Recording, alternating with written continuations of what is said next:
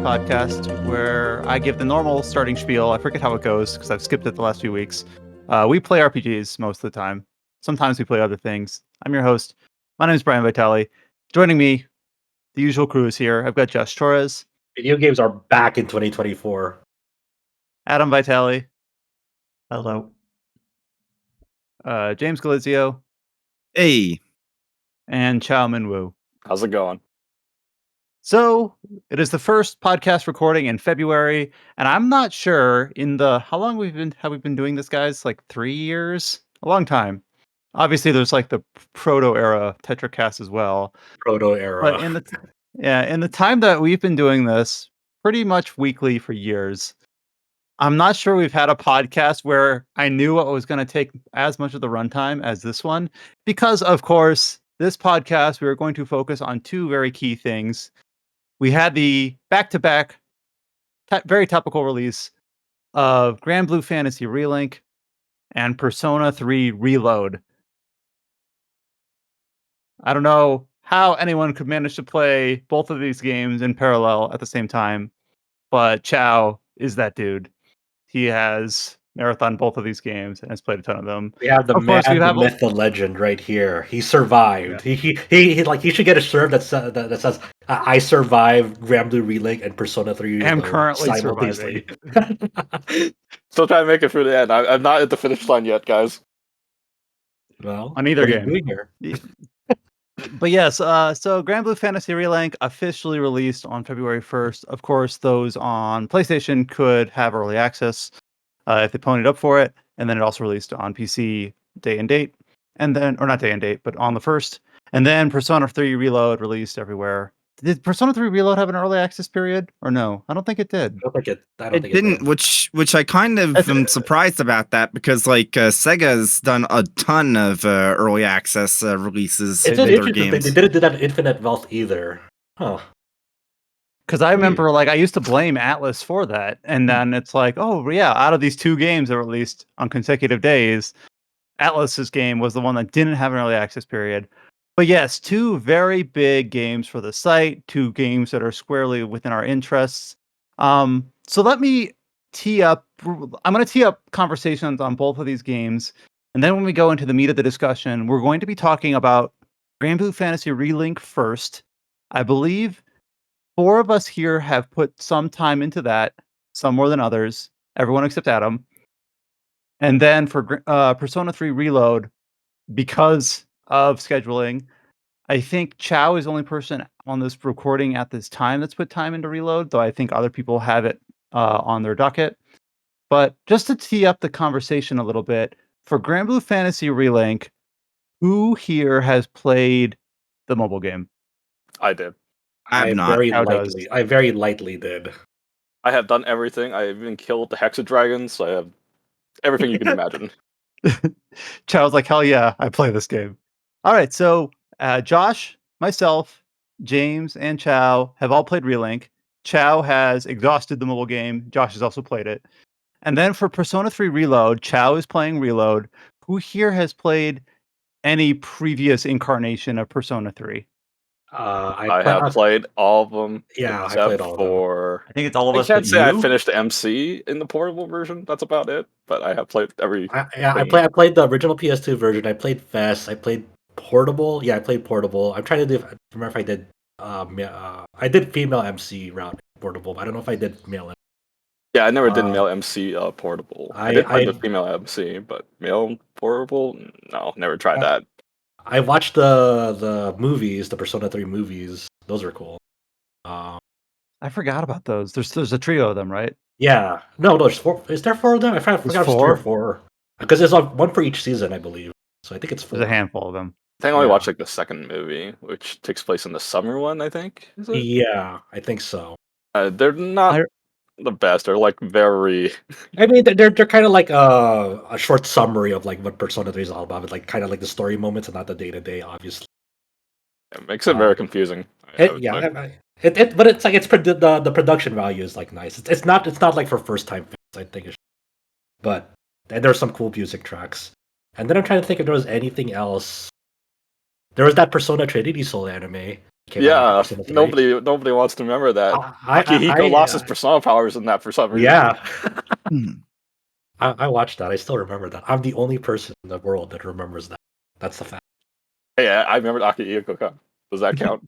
Yeah, okay, fine. I have kind of a very small tangent story. So when I was a high schooler, I bought Persona 3. I believe it was the FES version for PlayStation 2 because it had good word of mouth, and I was living with Adam at the time. He's my brother. That's why we had the same last name. And I tried playing it, and I bounced off it super hard. I can put believe maybe that, 2 yeah. hours. I Uh-huh. put like 2 hours into it, and I was playing. I think when did FES come out? Like 07, 06. Somewhere Persona 4 around was 08. Yeah, and so I at the time I was playing like Final Fantasy 12, Mhm. Lost Odyssey, maybe like it was around that time. It's the years are foggy, and I bounced off it so hard because it wasn't a traditional JRPG in my mind, in high schooler or early college brain mind. And then I bounced off it so hard. Adam, did you end up playing that copy, or did you return to it years later? I'm trying to I remember think when you we ended up sold that playing. copy, and we ended up buying a different copy. They're like, let's try it again. Wow. Nice. I have the opposite experience. I hated Final Fantasy 12 so much, and I'm like, I'm gonna try whatever this Persona crap is, and I'm like, holy shit, I'm addicted to this. Oh, was Persona 3 your funny. first Persona game? Was anyone here? Was my- Persona 3 not their first Persona game? My cousin lent me Persona 2, which is Internal Punishment. And he said, "You gotta try this. This is amazing." And I couldn't figure out what to do within the first hour, and I gave up. So I kind of left that. Persona 3 wasn't my first Persona. My first Persona was Revelations Persona. Yes. Ooh, I saw my cousin playing that, like the English version with all the That's localization changes. I mean, I just played it without any background knowledge on that. I'm like, this is kind of a weird, somewhat kind of grindy RPG. I don't know if I jive with it, but demons are cool. So I mean, but Persona 3 is like, it was an interesting one because I was actually like a Persona fan. Like I already knew Persona before like 3 was released. So they revealed there, I'm like, there's a really, really big change from what I thought, like what I know of Persona at the time. So and then like of course when they like showed off like the opening and kind of the almost like jail theming. Oh no, that's Persona 5 is the jail theme. The Persona 3 one is like in the opening anime opening of it is like you have some weird like motifs of like mortality in it. This is really weird because they have like the JoJo stand like theming around it. It's really weird. Now, But- I did eventually, especially when Persona 4 came out on Vita, I played that game to death. I put like 200 hours. I did like 2 very thorough playthroughs. I think I got the platinum trophy. But so that is my main Persona experience. I still have 5 on my Steam Deck to play eventually. When I learn the ability to freeze time, I will play Persona 5. But And anyways, I think the enough thing about- the thing that really like stuck out to me on Persona 3 when it was revealed is like obviously the calendar system, the day-to-day thing was like, oh, that's really interesting. But also like the battle UI of having the people's portraits and their health bars like at the side to the right, which is something you really didn't see in RPGs that often, of like where the positioning of where like your stats were on the battle menu. It's usually like down at the bottom, sometimes at the top, but it's never really, at the side in that format. Which really stuck out to me. I think the thing that stand out to me was that your party members wasn't controllable. Like I was playing it for the first time, what the hell? It's like, why can't I control them? And you're like, oh, that's how the game was designed, and it is. It's actually, it's people say it's too easy once you can control your party members, and the party members are not stupid. You just need to tell them what to do, and they do exactly what you want them to do. So it's how the game was designed, I always felt that the Mitsuru doing Marin Karin, yes, it happened sometimes, but it wasn't that bad. Yeah, I mean, it's kind of working around them, right? Because people are people still and were like so used to like having direct control over like every single party member, like ever since Nintendo era. It's not too unusual. We'll table the talk on Persona, unless people want to talk about it first, but I had earmarked that we're going to be talking about Granblue first, just because 4 out of the 5 of us have been playing Granblue Fantasy Relink. And as I discussed earlier, Chow is an expert of the mobile game. Josh has played it. So by process of elimination, that means that for me and James, as well, our reviewer for this game on the website, Paul, I don't think he's played the mobile game. but I don't know that for certain. But he writes his review as if he's a newcomer to the IP. But yeah, Granblue Fantasy Relink, a console style action RPG from Cygames Osaka, built as kind of, so this is where my ignorance of the mobile games kind of come in. Is this the retelling of a certain arc in the mobile game, No, Chow, or this is is brand this new. like a new? Okay, but it's the way that this story is presented in Relink, just to frame what this game is that, and Paul's review covers this as well, is that it's a story which I actually kind of enjoy this on principle. It's a story where it's not from ground zero. The characters already know each other. They've already had a history. They reference past events, which presumably are events from the mobile game. They talk about Tiamat and a few other things. So you're kind of as a witness to a group of adventurers who have already kind of done the chapter 1 of their story. And this is kind of in media res, so to speak. And of course, this is not a gacha game. This is not a free-to-play game. It's a premium, quote-unquote, experience, action RPG. It's been compared to several games, and we'll go through a few of those comparisons as we talk about the mechanics here. But Chow, I'll go ahead and open it up with you as the... How many hours do you have in Granblue Mobile? Can you even count that sort of thing in hours? Okay, What was your experience probably with Granblue not. Fantasy Relink? This is like what I want a Final Fantasy game to be. So to me, this is like I wish Final Fantasy 16 was half as good as Relink. That's my opinion. I know that's a little insulting to use other game as comparison, but this is almost like a dream come true playing a game like this, in my opinion. That's how highly I think of Relink so far. Yeah, I can see where you're coming from for sure. This is a really highly polished, very, very responsive action game that has a variety of fighting styles and characters. Like to they all choose play from. unique, so it feels really good. Mhm. I haven't found like one character that they felt like a clone of each other so far. No, that like the closest you have to a clone is your selectable main character, which is toggleable at any time between Red and Gita. But Yeah. that's about it. Yeah, they're just animation swaps, right? Yeah, pretty much. But yeah, like I enjoy this game a lot. Like I just don't know like how much staying power it has, because if you try to wait for a sale, will you even have multiplayer friends to play with, at that point, right? I don't know. This game is quite exploded on. At least I assume the PlayStation numbers are equally strong, but on Steam, this game has done surprisingly well. There's been a lot of people been making. So this game's been out, on all platforms for a few days now at the time of recording. I think the last time I saw it's we're recording this, middle day on a Saturday, Western Hemisphere, and it was at over 100,000 top consecutive players, which is basically exceeding any JRPG series on the platform, except if you count Dark Souls like 3 or Elden Ring as a JRPG, but it's above Tales of Arise, it's above Final Fantasy 15. It's basically maybe the comparisons themselves aren't as important. Just Granblue Fantasy Relink is doing, at least to my estimation, extremely well. And I think the multiplayer focus has something to do with that. It's had a lot of pre-release comparisons to Monster Hunter. I think a lot of those comparisons are mostly apt with a few caveats. But I could see this game having a lot of staying power, especially for how the game is formatted in terms of how it presents the story and what's unlocked after the fact. But to tee it up a bit, so the game opens up, and I'm saying this from someone who has very, very limited experience with Granblue, and I don't really know the story at all. So a lot of that ignorance will come through when I describe it. But you start out with a crew of about 5 or 6 Skyfarers, and they are heading to a new continent in this sky archipelago called the Zegragande Archipelago. And basically, as you meet these characters, such as Catalina, Gran, or Jita, um, what's the pilot's name? I don't remember his name. Reckham.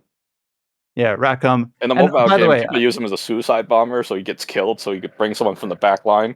That's what people do. this is the sort of stuff that Chow can impart onto the discussion that I can't.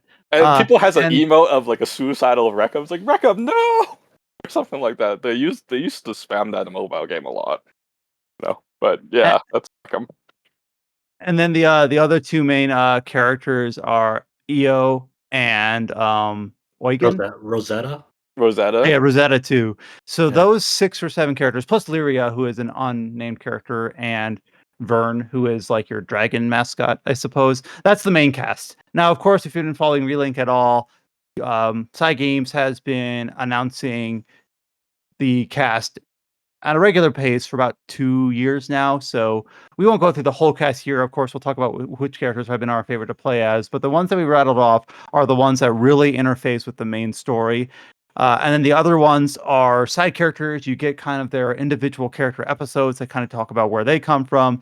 There's a few characters that are introduced throughout the story. So there's a large cast in general, but the people that I mentioned are kind of like your nucleus. And the characters are traveling to this archipelago, and this is where I'm a little bit unclear. It's because it's in media res. It seems like it's at the request, I hope I get this right, of Gran or Jita's father wanted them to go to this place. Do I have that right?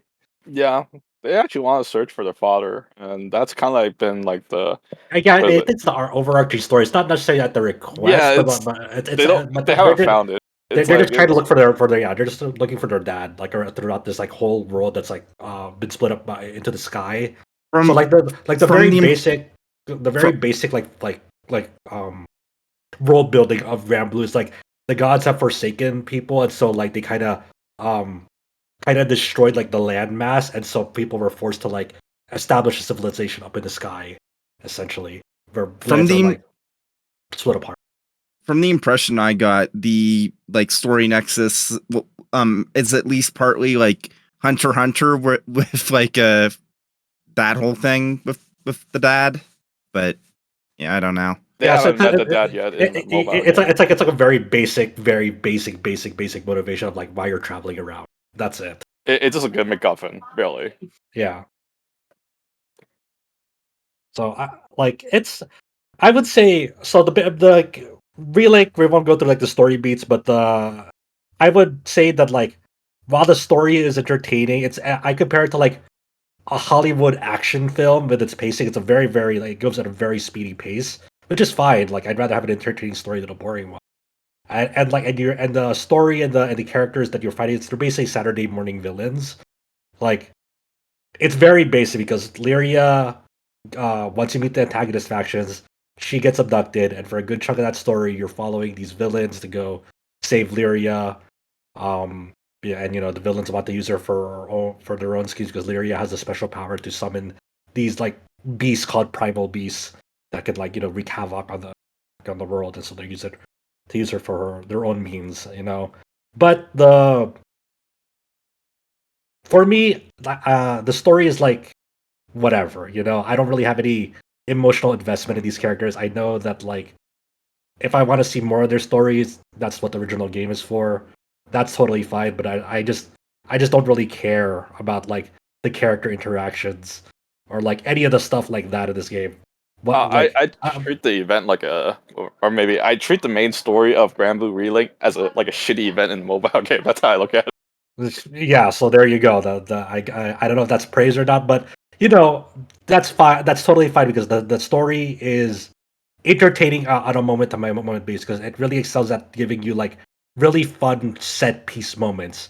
For example, like there's a very early event in the game, so very minor spoiler warning. Very shortly after Lyria gets abducted, you go on your airship to go chase after the antagonist faction. You get into the set piece moment where you're like kind of getting boarded by the antagonist or enemy ships. So you fight them on your ship, then you board their ship and go fight them off. So you kind of go moment to moment in this mission, like boarding enemy airships and then killing off enemies.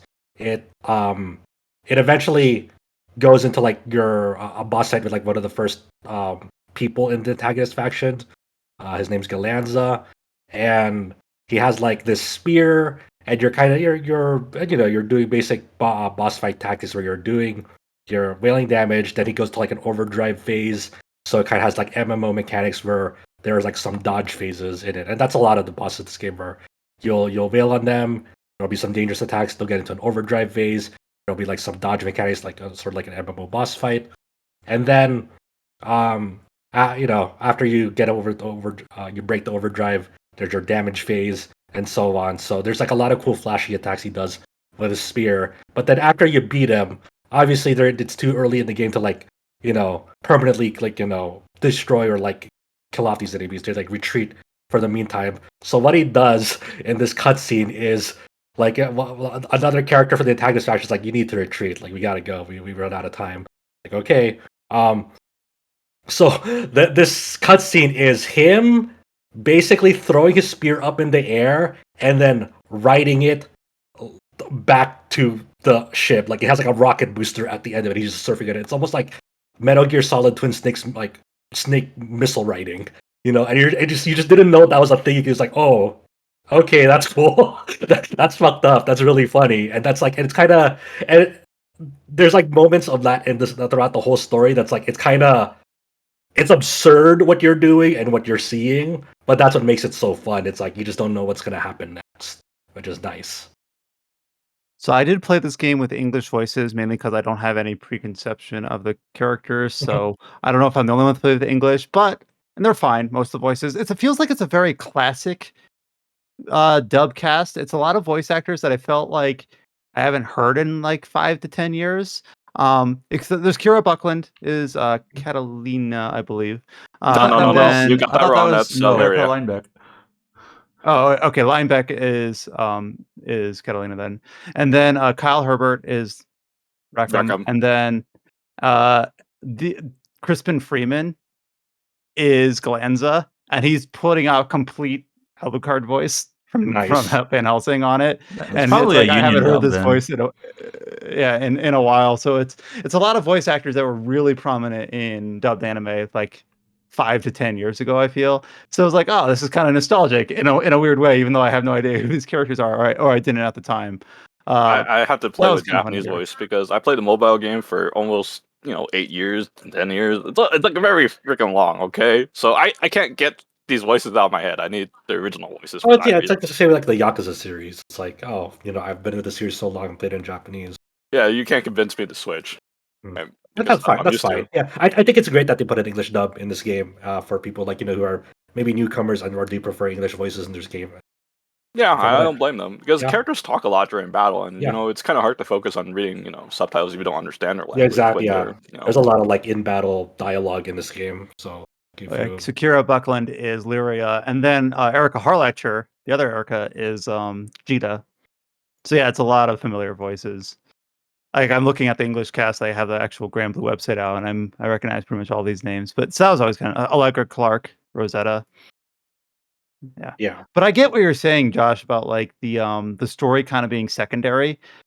So when this game was first announced and shown off, especially in the last couple of years, there was a lot of comparisons to Monster Hunter. It's action RPG stages where you would team up with up to 3 other players, go through like usually a reasonably short, if any, like corridor of mooks, ads, things like that, a few like platforming areas, followed by a boss fight at the end.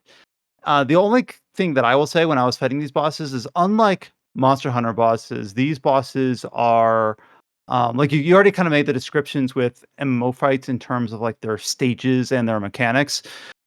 They're like usually these bosses, there'll be some optional, not during the story, but when you're repeating them at the quest counter, which is very Monster Hunter like.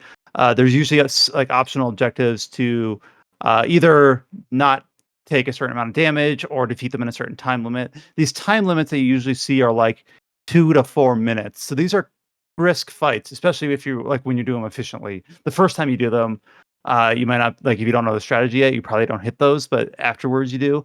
Versus like a Monster Hunter fight where a quick Monster Hunter fight is 5 minutes. So it's a little bit of a different time scale there. Where I would say it's more like pick up and play than like a Monster Hunter in terms of like length. The comparison in my head was like maybe not perfect, but like recent East titles in terms of boss fights. But that's obviously a single player game. So I think it's a really apt comparison too, because this is like the game flow in this game is very reminiscent of East. It have like Monster Hunter like type design of like facing like monsters like huge beasts. Like it'll feel like that, and like how you're like trying to go for like certain materials to like upgrade your weapon or like forge new ones. but in terms of like the moment to moment like combat, it feels a lot like these. So yeah, that was the comparison in my head. Yeah. And then anyone who's read any review or watched Let's Plays or has played themselves, because obviously the game is out,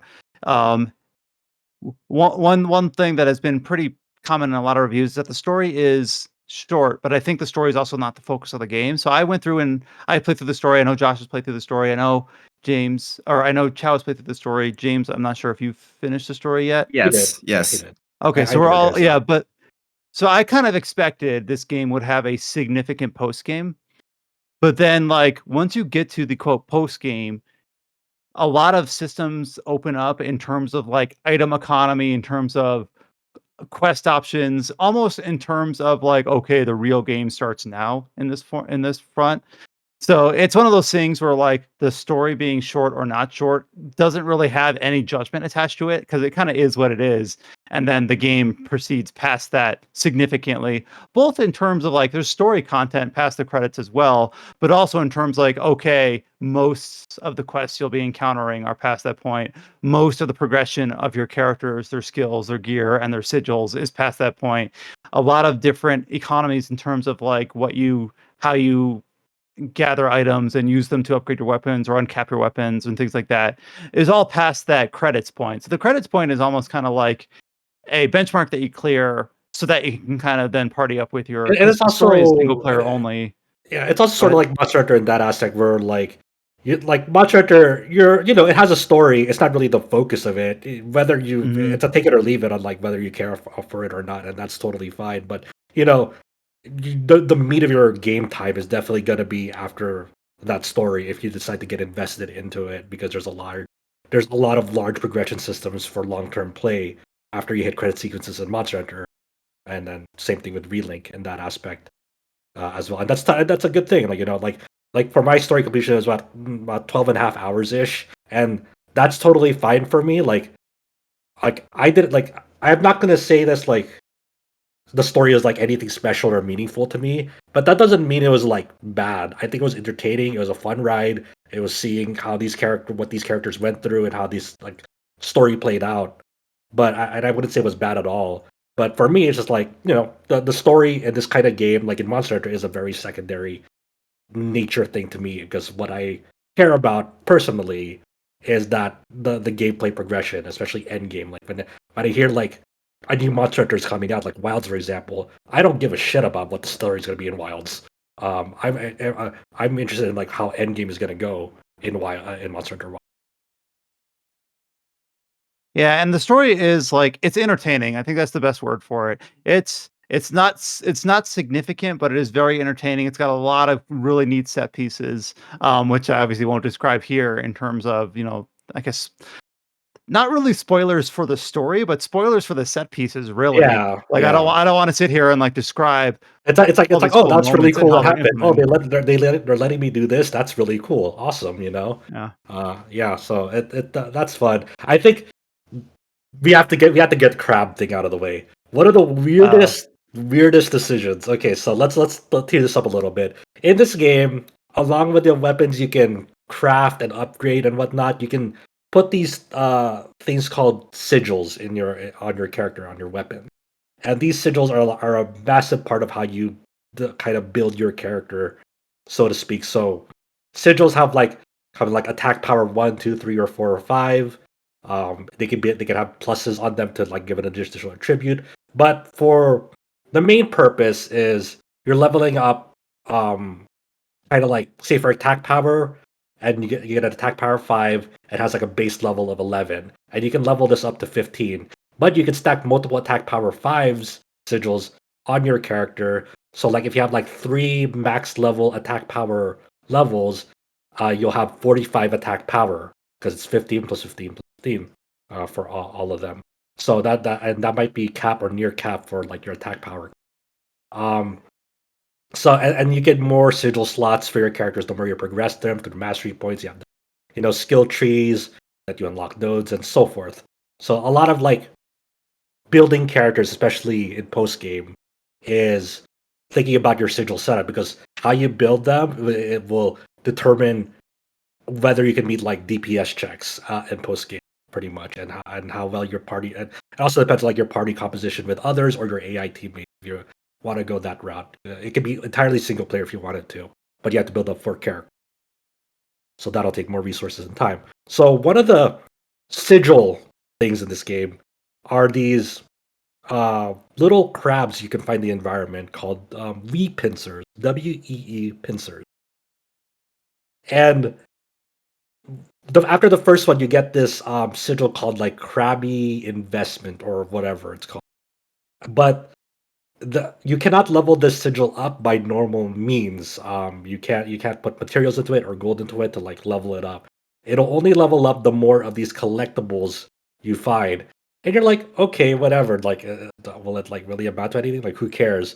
But this sigil, once it's fully leveled with all the 45 wee pincers you find in the environment, is like one of the best like sigils you can have like in like the like early to mid game progression. It only really falls out to like late game.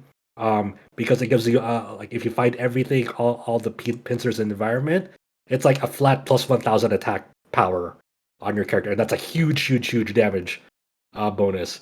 And like there's such a weird, annoying design decision because like that's almost not time to say it's mandatory, but it's gonna help you really progress through like the game because you're kind of going through stages faster and getting higher and higher damage from it. So it's kind of like one of those weird design decisions that they tie this like collectible into like kind of like almost a core sigil in this, and finding some of those damn things is annoying without like a video or a clip of it because they're so tiny and they don't glow or anything. So it's some of them are very scummy. And I'm just gonna say this: do not expect a wee pincer guide from us because I accidentally picked one up and didn't take a screenshot, and it's like it's all over. It's all over. No, the screenshot don't work. You need a clip.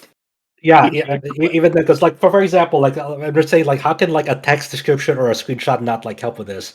For just a very basic thing, like one of the zones in the game is like once you get to the desert biome stage of the game, there's a part in this chapter where it's a big open massive field, and there's barely any landmarks or anything of where these things are. Like if you're trying to describe where these were in this open massive zone, you're like it's northeast from the pillar that's a little south of this landmark. You're like, what the fuck did you just say? It's like, well, it's there. I'm not lying. There's like, no map. There's no compass. We just assume that place is north. That's basically it. There's a compass in town, but that's it. That's another design decision that I don't like about this game. Like it's like a minor nitpick as well. It's like there's no map. Even in towns, you have like that little compass. So there you can pick up side quests from NPCs in town, and like they're kind of just your normal fetch quests. Do you have this material? Great. If you did it, I'll give you some gold mastery points and some other materials and whatever. But since there's no map in the game where you can find these NPCs, you have to like rely on like swinging your camera, then seeing the compass on like on the top side of the top of your screen. You're like, okay, there's like a quest icon note right there. I'm gonna run towards it. I'm not sure if I have to go if they're below or above or on this level or on that level. So I kind of just have to run around and find the little icon by the NPC because there's no map in this game. And it's like it's such a weird decision because it's kind of annoying, especially when when there are some like eventually you'll come to like another town hub, and it's just like, and that place is like way more complex in design and layout than the first town hub, and so like finding some of these NPCs for their quests is like really annoying because there's no map, and it's just like, okay, that's such a weird decision, but all right. That's like kind of like just like it's a very like minor inconveniences and kind of weird design decisions for otherwise really excellent playing game. There's other things I could nitpick about, like how does damage uncap? What's the math formula behind it, Rig? Because I've started to think about like how do I optimize like my character, and I kind of wish I saw more of the math behind like some of these. I do think they just straight up need to tell you when your like attack hits the damage cap so you can stop like building that. It's like there needs to be like more info for that. Welcome to the mobile game. So that's a dumb reason, right? You're like, oh, it's just they did that because it's just like the mobile game. It's like that shouldn't be a justification. Well, I'm just saying, like in the mobile game, they did such a shitty job of explaining how the weapon system works, how the grid works. You literally had to go to like a hoops in Discord asking like a million people, like, how do you like calculate the weapon damage in this game? Because the in-game calculator fucking lies to you. It says that your weapon would do 100,000 damage, and for some reason, your weapon with the 40,000 damage does way more damage than the 100,000 damage according to the skill calculator. It's like, what the hell, It's like, yeah. At least with weapons with Relink, it's a bit more straightforward, though there is a wrinkle where it's like, realistically, you're going to want to use your Ascension weapon, because that's the one that once you like have fully upgraded it is going to be stronger, but you still want to max out all of your other weapons because of the permanent buffs on the collection tab for the mastery tree. So it's like, even if you're not going to use those weapons at endgame, unless you like overlay them as like a glam or whatnot, you're going to want to upgrade them because it's like, it's free shit. Yeah, and that stuff is like, it's totally fine. It's part of the grind. It's kind of part of like that's whatever. Oh yeah, that's fine. Yeah. So that's fun to kind of just like work on the side. It's just like this little like weird design decisions on the side. There's like I don't know, this could be better, but in general, it's just an overall really really fun game to play. I think the game is at its best when it starts like taking off the gloves and starts really putting you in really, really difficult boss battles in the proud difficulty mode. Some of the boss battles in that mode they're crazy hard. even the intro fight to proud is like, oh god. I would say that the intro fight to proud is harder than most of the stuff you unlock in proud when you first get the quest. It's only once you start getting the dual quests for like some of the later like very hard and extreme bosses that it's like, oh god, this has hands. I still haven't done the dual quests for the two well, I don't want to spoil what enemy. It's the mission of the stage called the Wolf and the Veil. Well, no, not that one. The one for the elements ones. Oh, okay. Yeah, because I know, like, looking at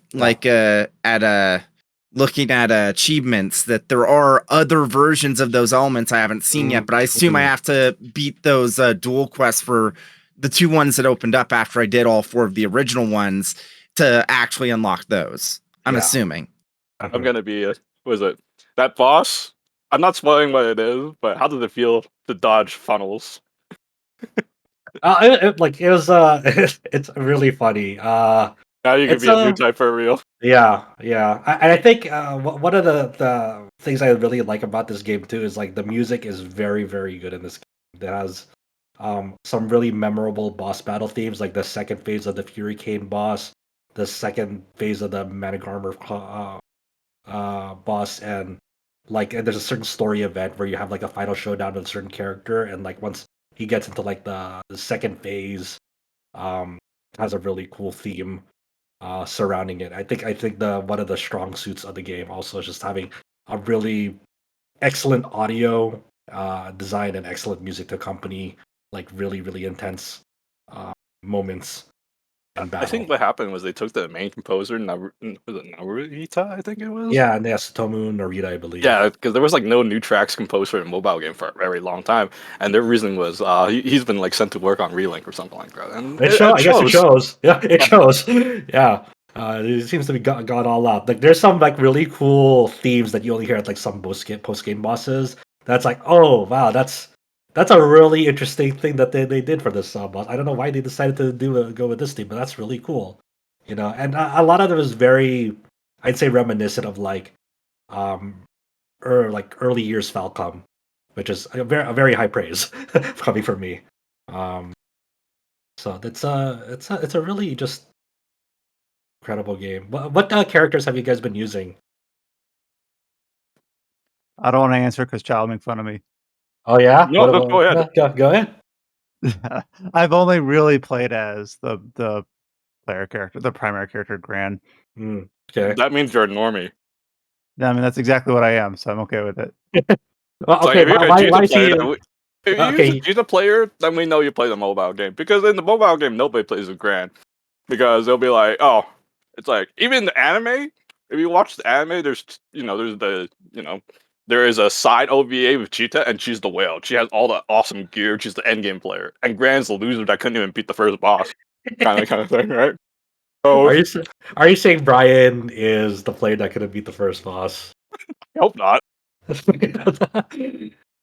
But yeah, for people who don't understand, so in this game, you have a main character. You can pick basically a male or female. They're toggleable at any time. Like, Gran's the male, Rita's the female, and you can toggle between them. The only thing that changes between them is like attack animations and their but other than that, they have the exact same like mechanics and moveset and skills. Chow, who have you been playing? Zeta and Narmaya. I don't think Zeta is good for the end game. She just goes in the air, and you're gonna get one shotted by these mobs, and you're like, oh shit. My friend has been playing Zeta in Proud mode. He has that problem, but he also deals giga damage with parries as well. So like him and I are the damage carries in the group. So my friend endgame group, one of my other damage dealer is Zeta, who like pretty much like out damages me at this point because if he has like really good parries and like air loops, he's very good. He's getting very good at that. But it's also I guess another one of the weaknesses in the game is like it doesn't account for Z-axis. So like if there's like a damage thing on the ground and you're in the air with Zeta, it'll still hit you because it doesn't account for Z-axis hitboxes. So it only accounts for X-axis on that. So if you're still hovering over a ground like a damage zone, it'll still hit you. Just kind of dumb. But I understand. Another one is Gran, a support, mainly a support build. And then the other one of my friends is playing Cagliostro. Very strong support and also has a good burst heal as well.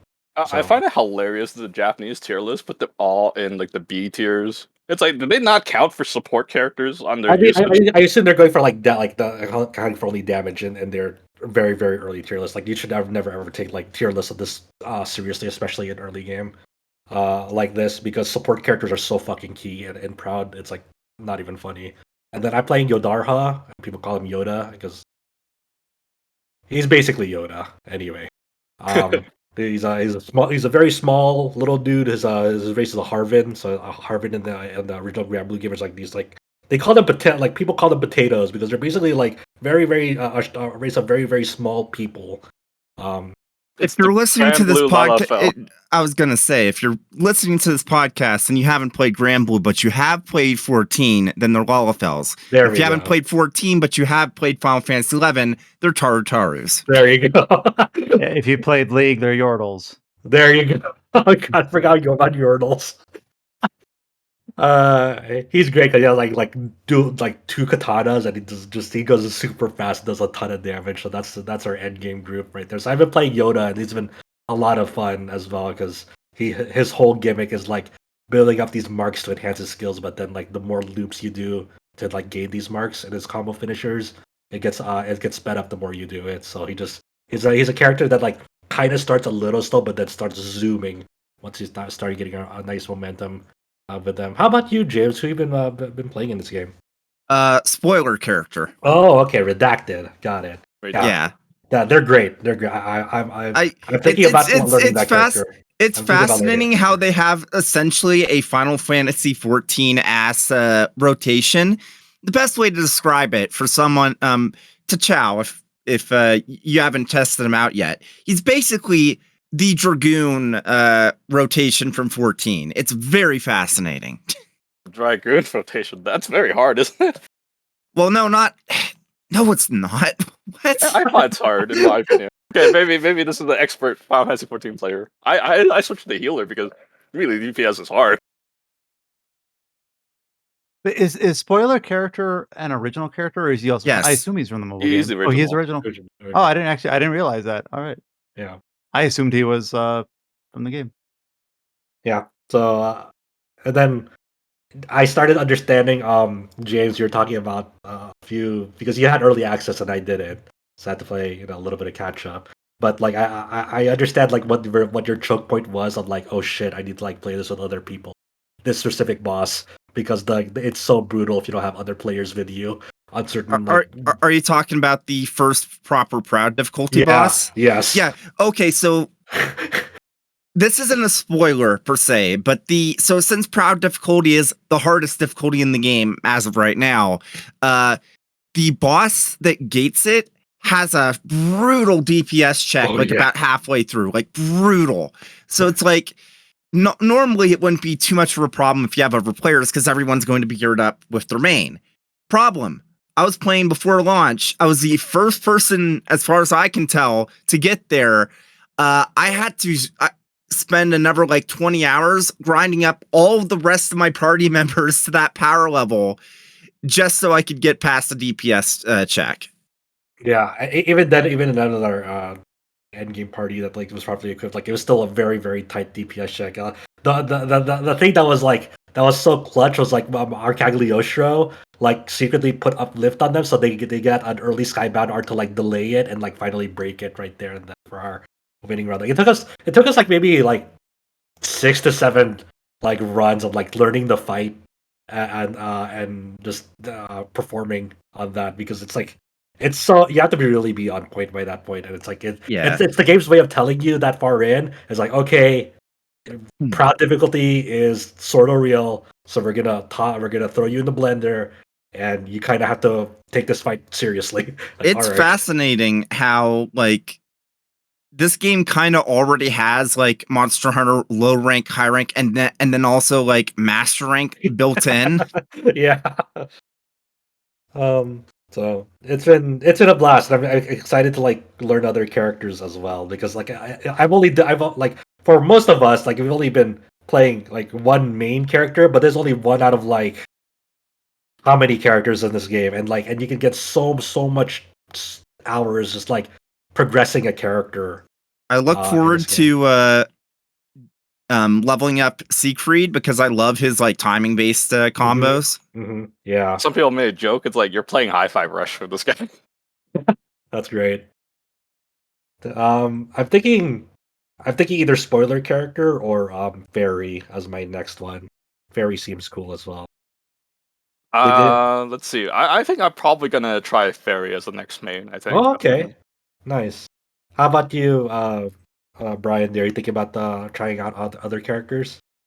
So when I was first picking, throughout the course of the main story, you get a handful of the tickets to summon additional side characters, and one of the first ones I summoned was both Cagliostro and Narmaya, Okay. just because they just had seen popular characters. Cagliostro, I never played as her. She seemed more like a caster type. I didn't want. It seemed too high brain for me. So I did play as Narmaya a little bit, and she's got a really like interesting thing with the like stacking combos where it's not a mark, it's a butterfly where it's like a self buff based on the abilities, which you then can consume to augment your other abilities. So I did play as Narmaya a little bit. Okay. So next character would be just kind of learning exactly how she works and at more than just a surface level. Yeah. We kind of mentioned it a little bit earlier, but it's just been it's gonna be very interesting to see how Cygames Osaka responds to the success of this game. I don't know, like I have to imagine like the player numbers both on Steam, but that's visible to us, and also the PlayStation player base. I'd have to imagine it's exceed expectations. I think this game has done surprisingly like just very, very popular, and you'd never like you would have never guessed it. So I wonder if right now their pipeline for supporting this game is next month they'll have this like new end game raid for Lucilius, and then after that they're gonna add 2 new playable characters in an update in like April, and then they're keeping the May update for this game under wraps. So they haven't revealed the content of that yet. But I wonder, based on the success of this out of the gate, if they're like talking behind the scenes of like, hey, should we support this game more? You know, should we like start like further content? I'm going to guess if nothing else, we'll get an expansion because there's definitely a certain character in the story whose fate was left in ambiguous.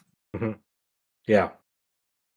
So yeah, and who knows like if that'll be part of the May update, or if they'll follow up on that, or if they're thinking about like further down the line. Where I'm just very interested to see where Relink's future is, because like if nothing else, everyone who has touched this game seems to really enjoy it. Like even if they have flaws around some parts of it, just the general moment to moment gameplay. As soon as like people play this, they're like, yeah, I'm having a lot of fun.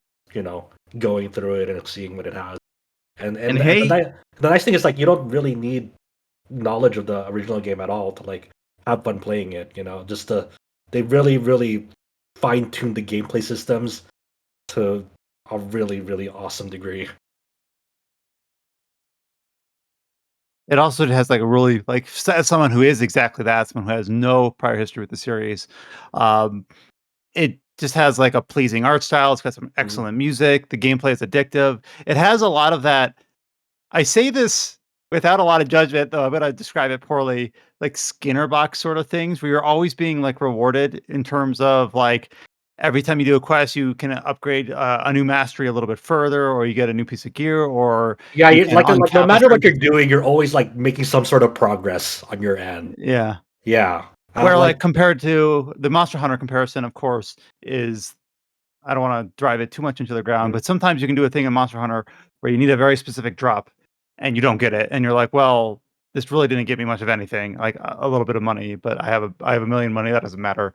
Where here, you get the mastery points, you always get something that you can make use of, and it makes it addictive in that way. Where I had to kind of like peel myself away, like, all right, I need to work on something else.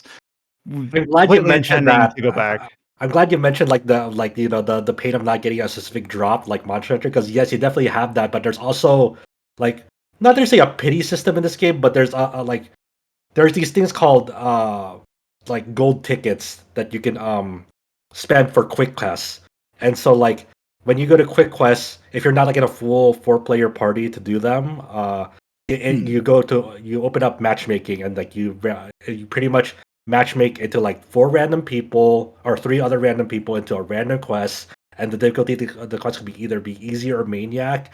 So you don't really know what you're getting yourself into. It could be any quest with random strangers, and as soon as like you complete that with them, you're awarded up to 3 like of these gold medals, depending on how many like tickets you decided to expend for this quick quest.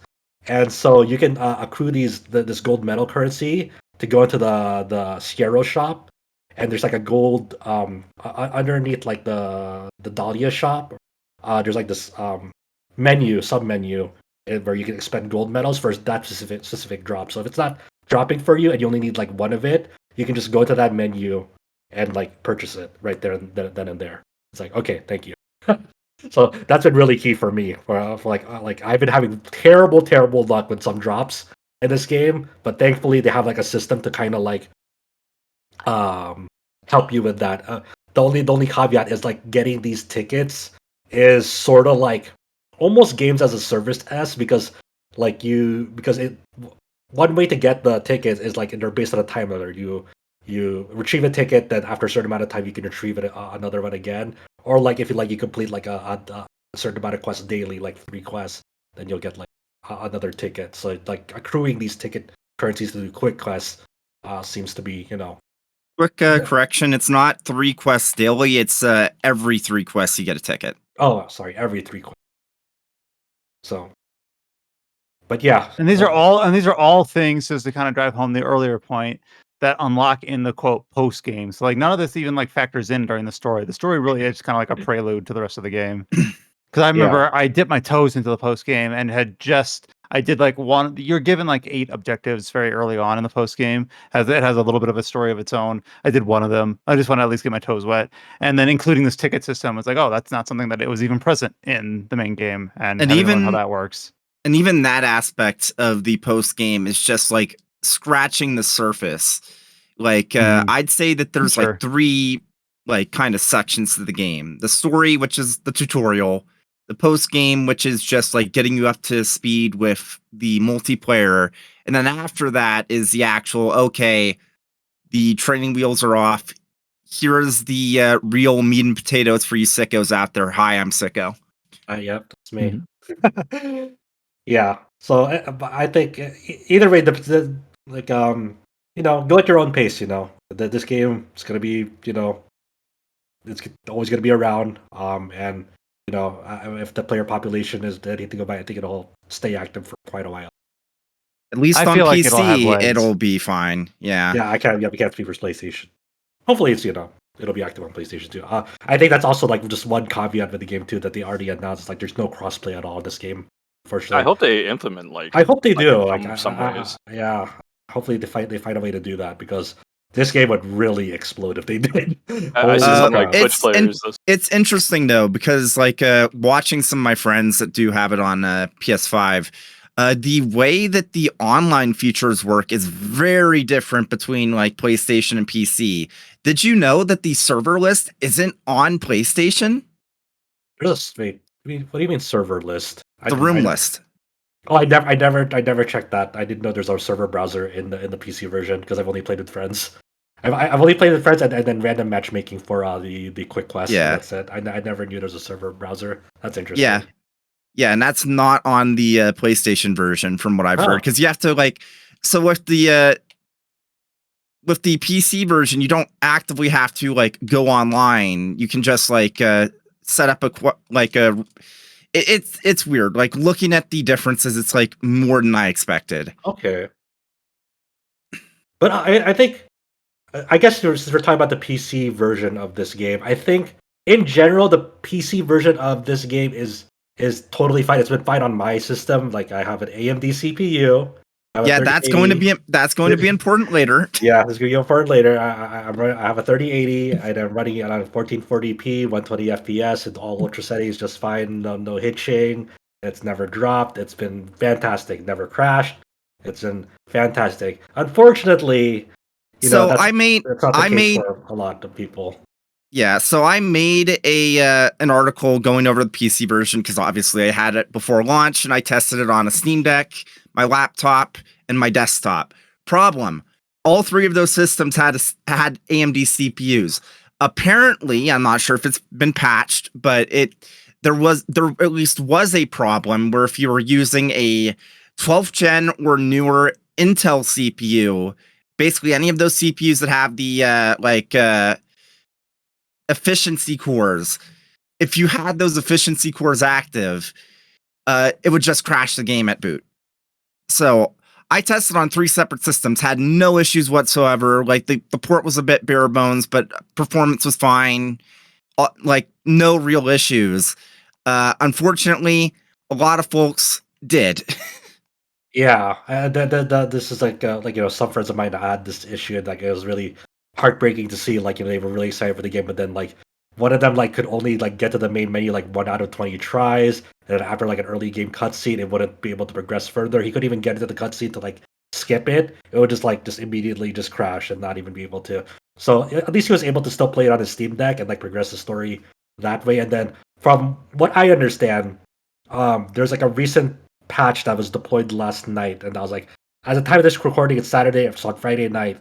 And that fixed the issue for him. I don't know if this issue persists. There were some other fixes before this patch was deployed, but there at least I'll give Cygames credit that they they fucked up, but they're responding to it very quickly, which is they at least they have the resources and the time to do that. So thankfully they're on it, because unlike smaller companies like French Bread with the Under Night and Birth 2 PC port, which has been kind of a shit show.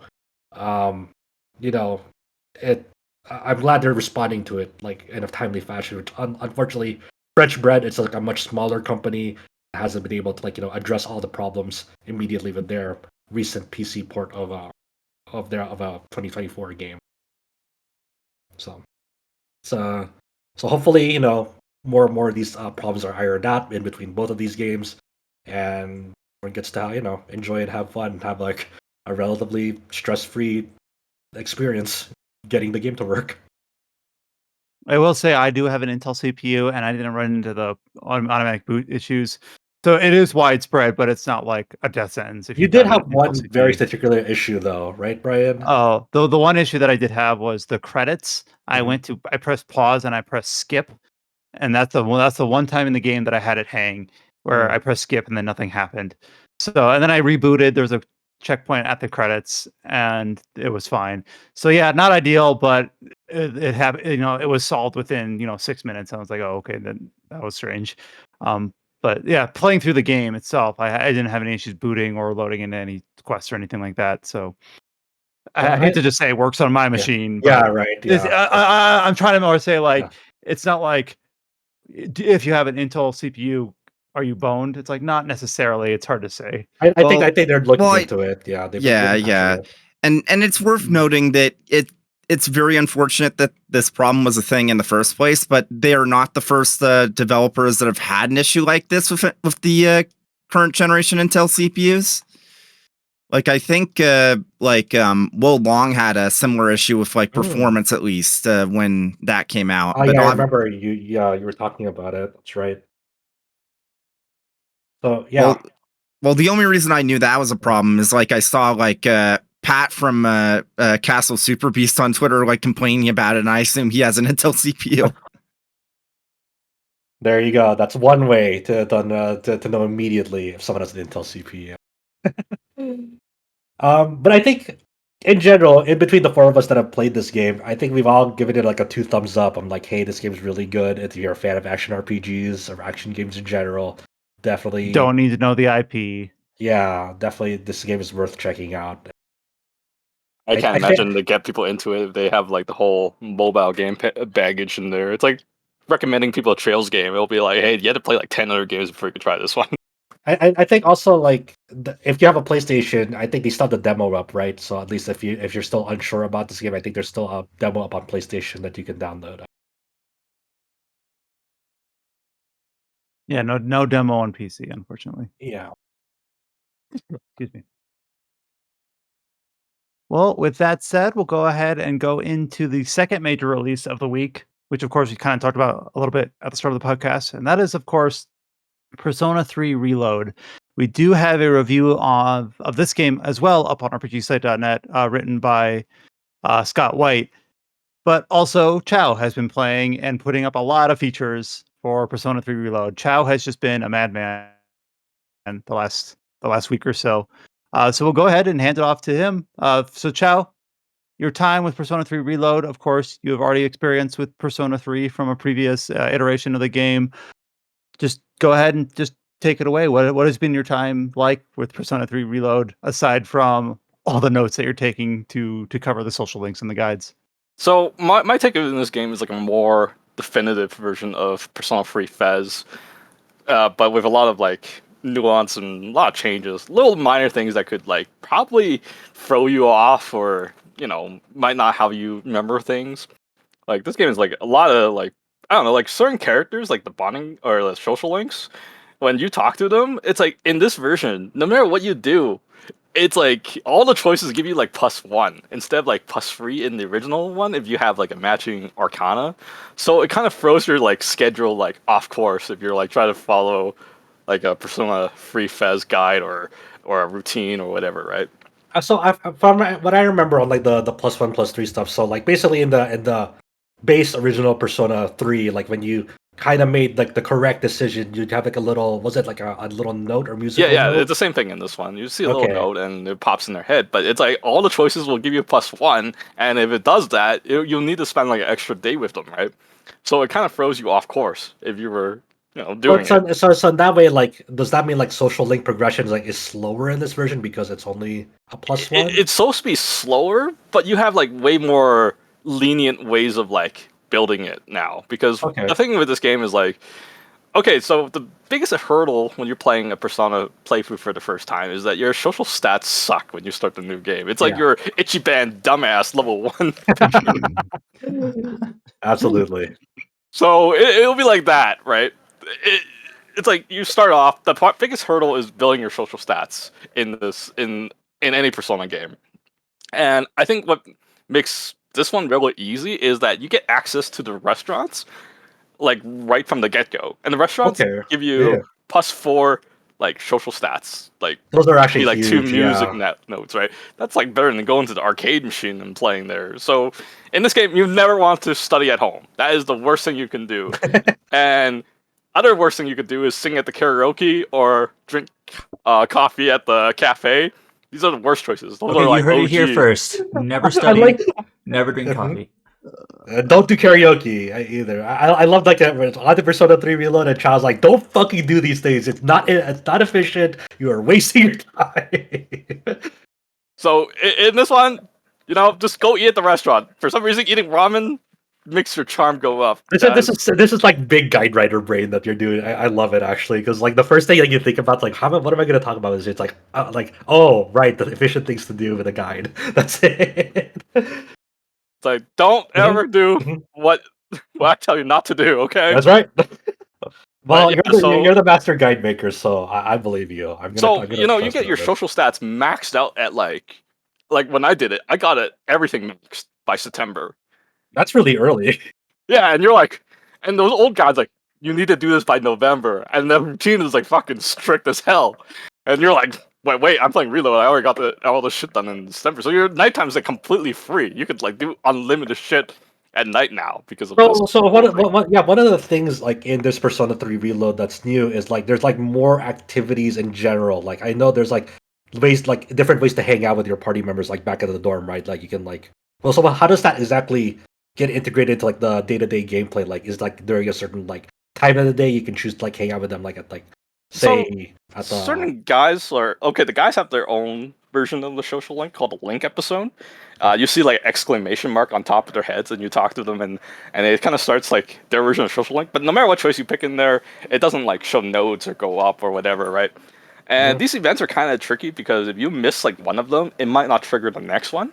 Oh wow. So Okay. I think like for me, I didn't choose to attend Junpei's like link episode because he's in this schedule during summer, and you wonder, if I choose not to attend this guy's schedule, will I still able to get a max social link? I wasn't sure about that, so I was gonna go prioritize to the social link first. And then later on, I never see a link episode pop up again from him, so I'm guessing it's like, oh, they're all connected stories. So I missed that one in the summer, and now he's not. And I don't see. Is it like almost like borderline permanently missable stuff then? In that I aspect? think it might be. Oh wow. Okay. That's for me. But like the Akihiko one, it's like, oh, it's not missable, or the Koromaru, because they keep, they appear at nighttime and you keep hanging out with them like every Friday or something like that. Well, yeah, well, and both these link episodes and like both the social link stuff, like they're now all fully voiced stuff, from I understand. Yeah, Like, in they these are. events. I love doing Babe, the French guys. Oh yeah. The French guy's social link is fully voiced, and you don't know if it's like this is like the whole kind of like making fun of like Western weeaboos kind of thing. It's like, Chow, how do you enjoy that? Was it Tanoshi? It's like Okay, that's awesome. it's so good at the voice acting. This is hilarious, right? There's a similar like sub story in like the new Like a Dragon game where it kind of pokes fun at that. Where Brian, you know what I'm talking about? Like kind of when they present Ichiban with like, what do you want to eat? Do you want to eat like this the mahi mahi plate, or do you want to eat like this eat this fruit salad, or do you want just plain old rice? And he's like, if you pick something else, you're like, that's not the right option. You're Japanese. You should pick the rice. And it's just like a plain bowl of white rice. And then it's so. And later it's like, you should throw a shuriken because that's what Japanese people do. You're from Japan. It's so like it's like slapstick, And that's not even the first time that Yakuza's done that. Yeah, Complete weave, yeah. Mm-hmm. So yeah, but I think one of the weird, from what I like, so correct me on this, chat if I'm wrong. So I think one of the weird consequences of like having all these voiced events is like some of the content in this game has been like kind of cut out from the original in terms of like say the options and social links, like which club you can join. Yeah, like the Kendo this club, is a major effect with the Fortune social link. You can only do the art club. He's not part of like different clubs in this version. Okay. So, in like the original, it's like you could join the photography class, and now he's like, the main guy in the photography class. And now if you join the art club, he's still be the main guy in the art club. But now it's just art club only, right? Okay. And same thing with like the sports thing. It's just, you just go to track and field, and it's just track and field only, right? It's just like, it's. I guess they don't want to do like too many. It'd be a lot, yeah. I mean, it's kind of like a bummer, but like it's one of those things that you understand from a technical level as well. In that aspect, I think. kind of a little bit of a bummer. I think one question that everyone has on their mind that like has played the original Persona 3 is like, how is Tartarus in this version? So obviously, a big part of Persona 3 was like the midnight hour, and during the nighttime you can choose to explore like this big tower, which is the big main story dungeon in the I don't game. find it tedious in this one, in my Uh-huh. opinion, but I Okay. know a lot of people find it tedious. But like the main thing with Tartarus is like how easily your characters go into fatigue, right? In the old one, Right, the you could like one. do 2 battles and it's like, oh, I'm tired, I don't want to fight here anymore, and you're like, huh, come on, man. It's like I just It's have like you for real two life, battles. It's like, and then when they're fatigued, you're putting your life in danger in the old Persona 3 because when they're fatigued, It was pretty anything can go strong, wrong. though. Anything Yeah. can go wrong. It's like their accuracy suck. They could get hit from the dumbest things and get critical hit. Shit can Yeah. go wrong. It's like your stats may be full, but it's like shit can go wrong fast. hmm Right, that's kind of like in Persona 3. So In yeah, this one, there's no fatigue system. Okay. Fatigue system's gone. But if you go back to the start of the dungeon, your SP does not recover, right? Oh, okay. So, yeah. how they changed that with this one is that if you want to fully recover your SP, either you carry your own healing items or you examine the clock right before the staircase. And Okay. the clock, you collect these things called the Twilight Fragments, and you Mhm. use 7 of them to fully heal your party. And 7 seems a lot, so Yeah. I don't really use it. In fact, Okay. I find the game easy enough that I don't even need to rely on this clock to fully heal my party, right? And Mhm. I was able to easily get to the top of the tower in every session I get to. Um, but that's a resource you can use if you think that you can't make it to the top without healing your SP. Mhm. White light fragments are like really rare in this game. How you find them is like when you do like a social link, if it goes a rank higher, you talk to Elizabeth, she'll give you one. And then if you look at the ground, certain blue sparkles in the ground. Some places it's like that's a twilight fragment, and then they could drop from dungeons too. It's pretty rare, but I rather use them to open treasure chests in it. You can use them as like a key to open like treasures in Tartarus in Persona 3 Reload. Mhm. Okay. So that's kind of like their more main usage, in my opinion. And Okay. the other thing you can use for them is like if you find something called a Great Clock, which is like way in higher floors. It's like when your party members, when you have like way too many, like as the game goes on, you start to have Yeah. like 8 party members, and some people get shafted because there's no EXP share, right? Mm. So the Great Clock has this system where you can like pump in some Twilight fragments, and then it'll let you 2 characters on your next battle will scale to your main character's level. So Oh, that that's interesting. Like immediately, like it'll just get leveled up to the main character's it won't level. level like immediately. You have to do 1 battle with them, and it just poop instant like pop to the next level for them. Oh, that's So interesting. so now Huh. you don't have to worry about like EXP sharing, like because some people like I think this is more like a main problem when you're playing the answer Persona 3 answer. You know how Mhm. it's like the game wants you to experiment with different party members to kill certain bosses, but you don't have the time to grind everybody else to make them Yeah. useful. So you just end up sticking with your current party members and get fucked up by the boss because you don't want to level up the other party members, right? Exactly. Yeah. But the game is designed that you want to use other people to get through them, right?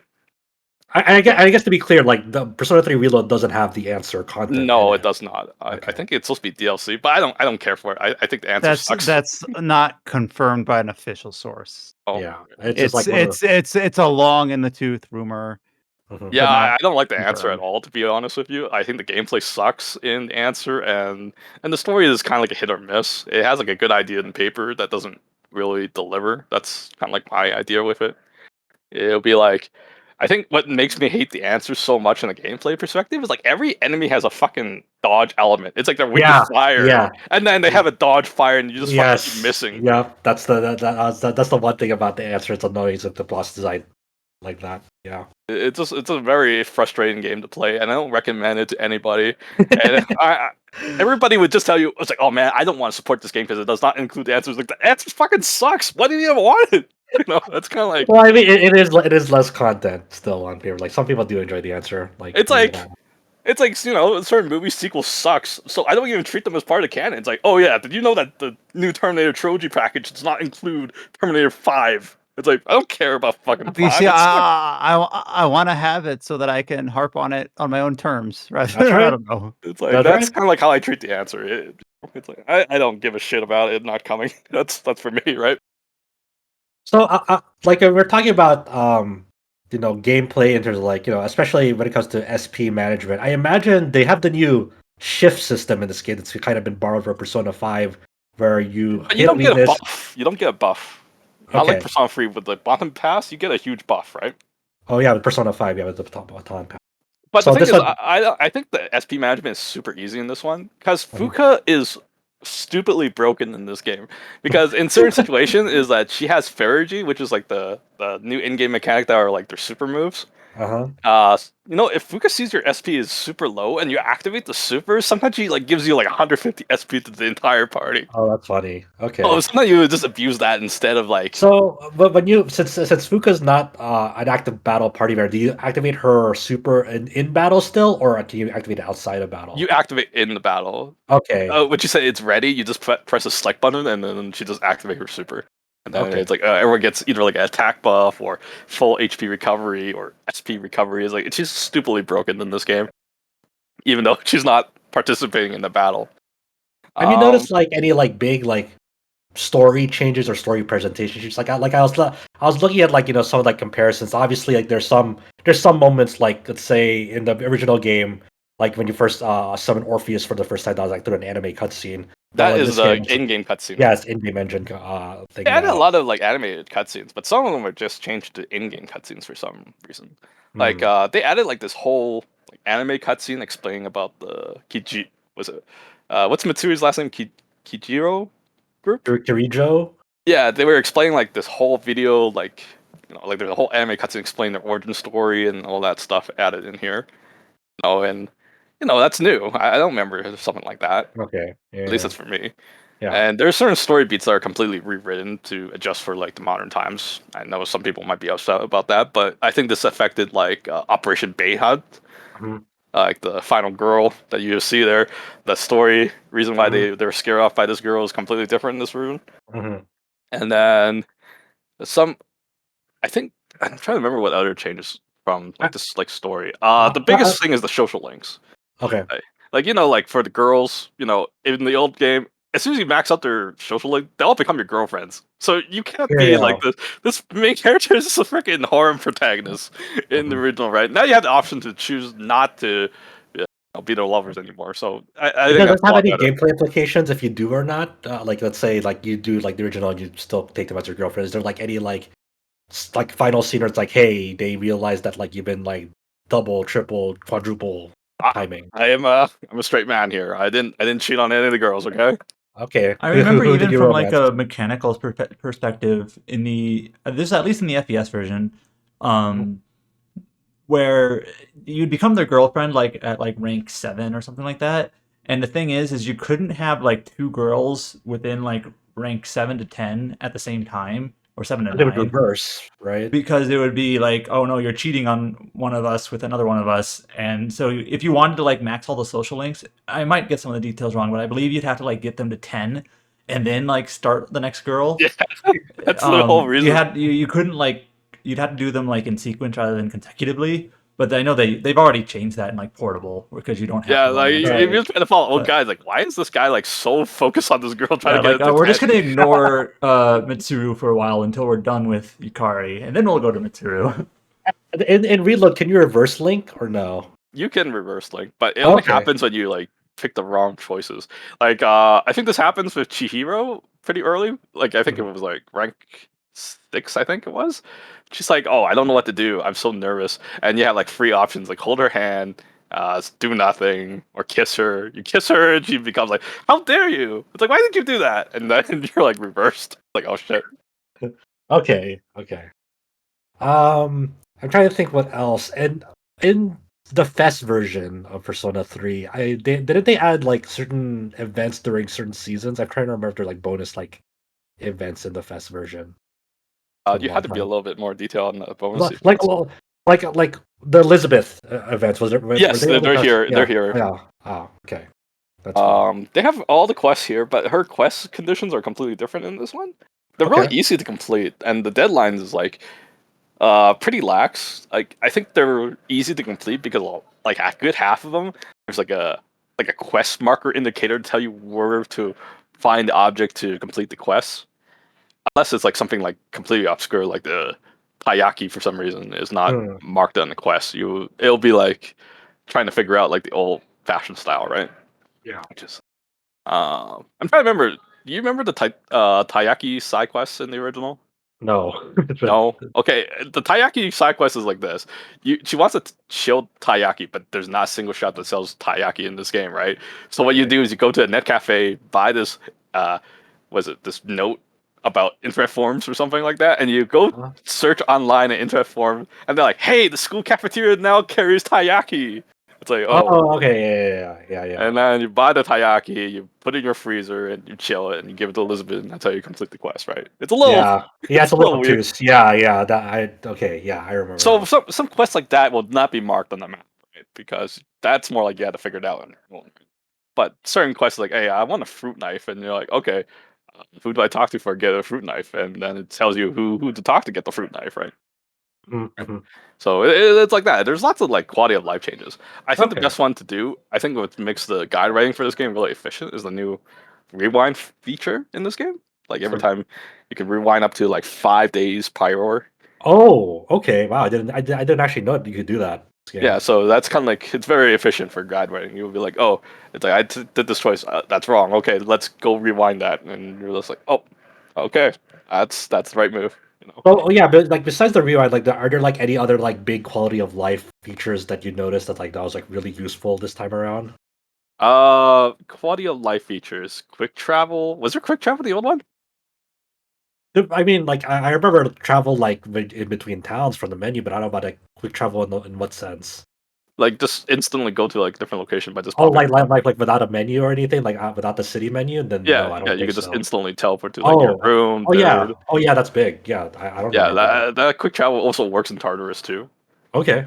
So as soon as you see the stairs, you're like, okay, I could just quick travel there, and you could like explore like completely the other side of the map, pick up all the treasures, and you're like, oh, I'll just quick travel to the next floor because you already see the stairs, right? Okay. And the other big change, like when you go to like Tartarus, is like there's like this new extra floors called the Monad floors. Okay. And then you go down, and you can fight like challenge bosses, and then you get like this new material, and you can use it to like create like custom gear from it. That's cool. Okay. So there's lots of like minor changes. Like it's not like big changes, but it just kind of like affects your overall gameplay. I think the Tartarus boss is like super easy in this game. I did not struggle through any of them in this I was gonna version. ask how the boss designs were in this game. Like, was it easier? Did you feel it was easier, tougher in this version? I felt like they were super easy in my opinion. That's on normal difficulty, okay? And I Okay. didn't even overlevel myself. It's like if you find a boss that are like immune to like like all the elemental properties, but they probably have status defects. Like one of the bosses, I couldn't. It's like I didn't even hurt it. I'm like, okay, I'll just poison it. It's like, oh, poison works, and it's like and the boss just dies from poison. And one of them, it's like charm even worked. So Oh Mitsuru's wow. Okay, that's mother funny. charm worked on the boss. Oh. Okay, so it seems like there's like less ailment resistance than. Yeah, so I think they changed something like that, and I think the biggest change for with the combat is like the main character's fusion spells is like it's a super now. It's a Ferugi. That's his super, right? Oh, okay. But the good thing is you don't have to carry the persona in your inventory to use it. You just need to have that persona before. It's like your So compendium, and that's it. You yeah. just have. Oh wow. So if you have like like a Jack Frost and a Black Frost, or Jack Frost and the Jack O' Lantern, you get this one super from them, right? Yeah. But now you don't have that persona anymore. But you still have the super, the fusion spell, right? Wait, do you like even if you just have if you let's say you don't have Jack Frost and Jack O' Lantern in your party at all, you can still use the fusion super, or do you still need Yeah, at you least still one of could them? use it. You still could use it now, even if you lost them, right? Wow, okay.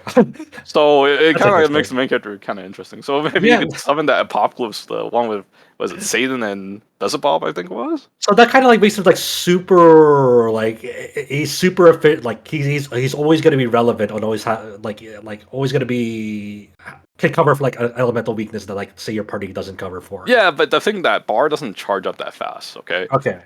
It charge up really fast for like Shinjiro. Shinjiro is fucking OP in this game, in my opinion. Like for how much I use this guy fucking destroyed bosses. Damn, dude. This guy, like, literally one of the bosses, he did 2,000 damage to it. Just, like, fucking almost, like, one-shot it, right? Shinjiro sweep, let's go. Like, one of the things he can do is, like, he has this like I think they've made all the kits unique, right? Because if you play the original Persona 3, there's a lot of characters. Their kits are kind of similar to each other, right? Yeah. And they kind of make them like different enough. Like I remember, like in the original, it was like, okay, Koromaru is better than Junpei because Koromaru has better fire abilities and he has better, this, right? So you have no reason to use Junpei anymore once Koromaru's there, right? Yep. And but in this version, they changed Koromaru's kit, so his kit's more like he's more like a dark based user, right? Oh, okay. And dark is a lot different in this one. It's more like what's it? Persona 5 dark. Okay, I get. Wait, I'm trying to remember. Like, I forgot in OGP3. Like, was Dark still? Did it even do damage or just instant death? Just instant death. Yeah, it didn't have like those. It didn't have those attack properties, right? So you can't like knock them down. I remember that was like a later change in that series. Yeah. So you're just like relying on instant kills to like if they're like light and dark wounds, which is really unreliable because something can miss like 10 times and like, oh, there goes all my SP, right? Yeah. I mean, And then, but yeah, so Ken's kit is like he's all light, light and light, right? Or electric, right? So their kit is different enough that all the characters kind of play a lot different from each other, right? So you can say there's actually probably compelling reason to like switch up party formations that actually cover his types. Okay. For example, like Shinjiro is a complete physical monster. He has no SP abilities.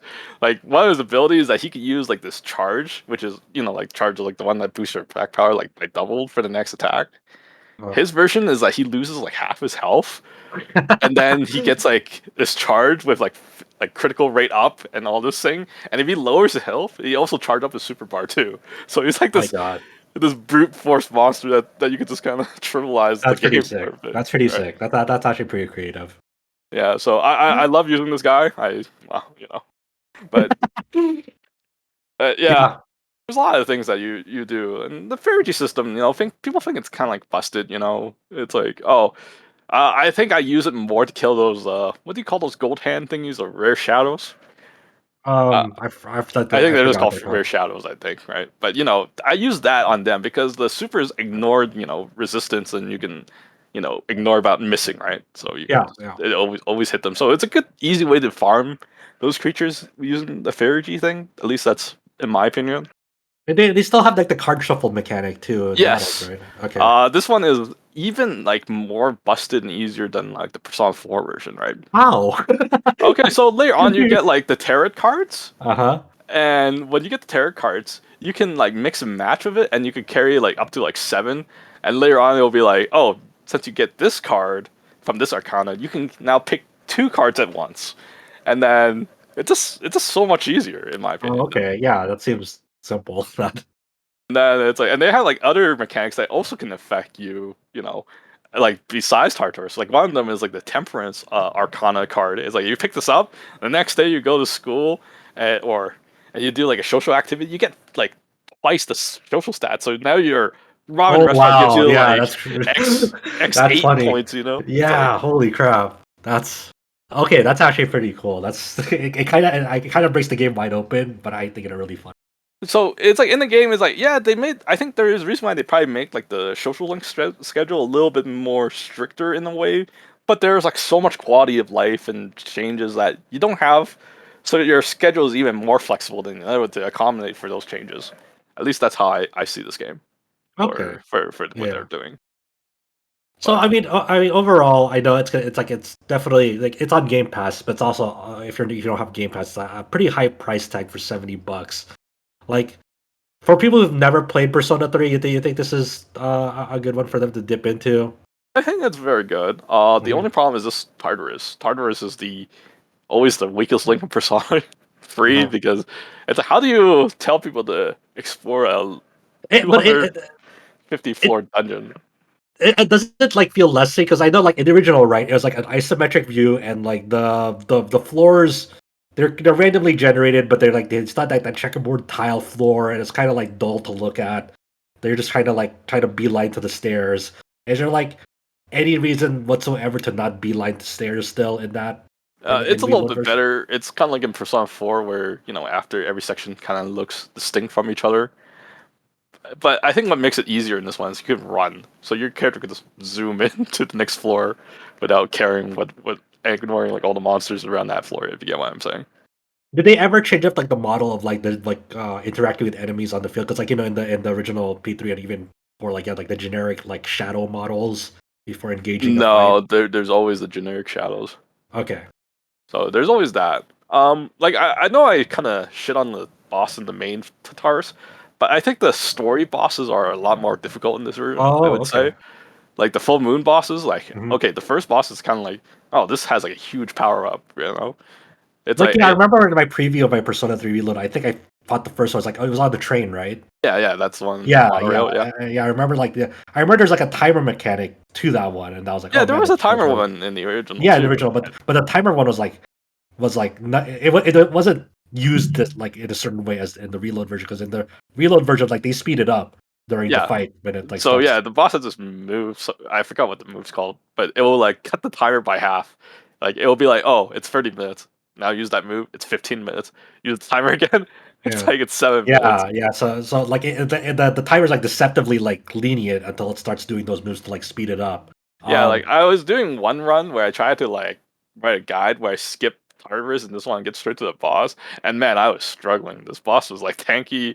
It's like the timer was going down fast. It was just like the full moon bosses, like do they have like reworked or retweaked mechanics like sort of like that where they had like have like a gimmick to the fight as well? Yeah, I think they actually reworked them to have like certain gimmicks. Okay, that's cool. Like one of the bosses, like it charges up electricity like nonstop, and you had to hit it like extra hard to stop it from charging. You know, they added a lot of mechanics to them, and I think they feel a lot less script than Persona 5, because in Persona 5 you just kind of rely on the gimmick to kill them. Right. Yeah, it's like the bank boss, for example. Yeah, like that's what I didn't like about the Persona 5 big bosses. It's like, oh, it's like you never feel like you're like you made the right strategy against these bosses. It's almost like it's more like an amusement park boss. Yeah, you're waiting like this cool gimmick come in, like holy shit, did you see that? And they just get killed from that gimmick that just happened. Yeah, right? yeah. So okay, so really it's nice. Yeah, it's cool to see that they have more flexibility in this release. So that's like, like they have gimmicks, but they don't really feel too gimmicky, I would say. So yeah, I mean, this is really cool on them to see like a brand new spanking remake of Persona 3, and like it seems to look really, really good. Like the presentation seems to be top notch. I think like. Do you think this is a really good game to like kind of pave the way to like Metaphor later this year? I think so. It's like I think they could get into this game. I think it's a solid recommendation. You know, I still think it's better than trying to recommend someone to Persona 5 Royal, but I know some people trying to say this game's not Persona 5 Royal, and that's a con. I was actually gonna say, like, I had, first of all, I've been listening pretty intently. I'm really excited to get into this game.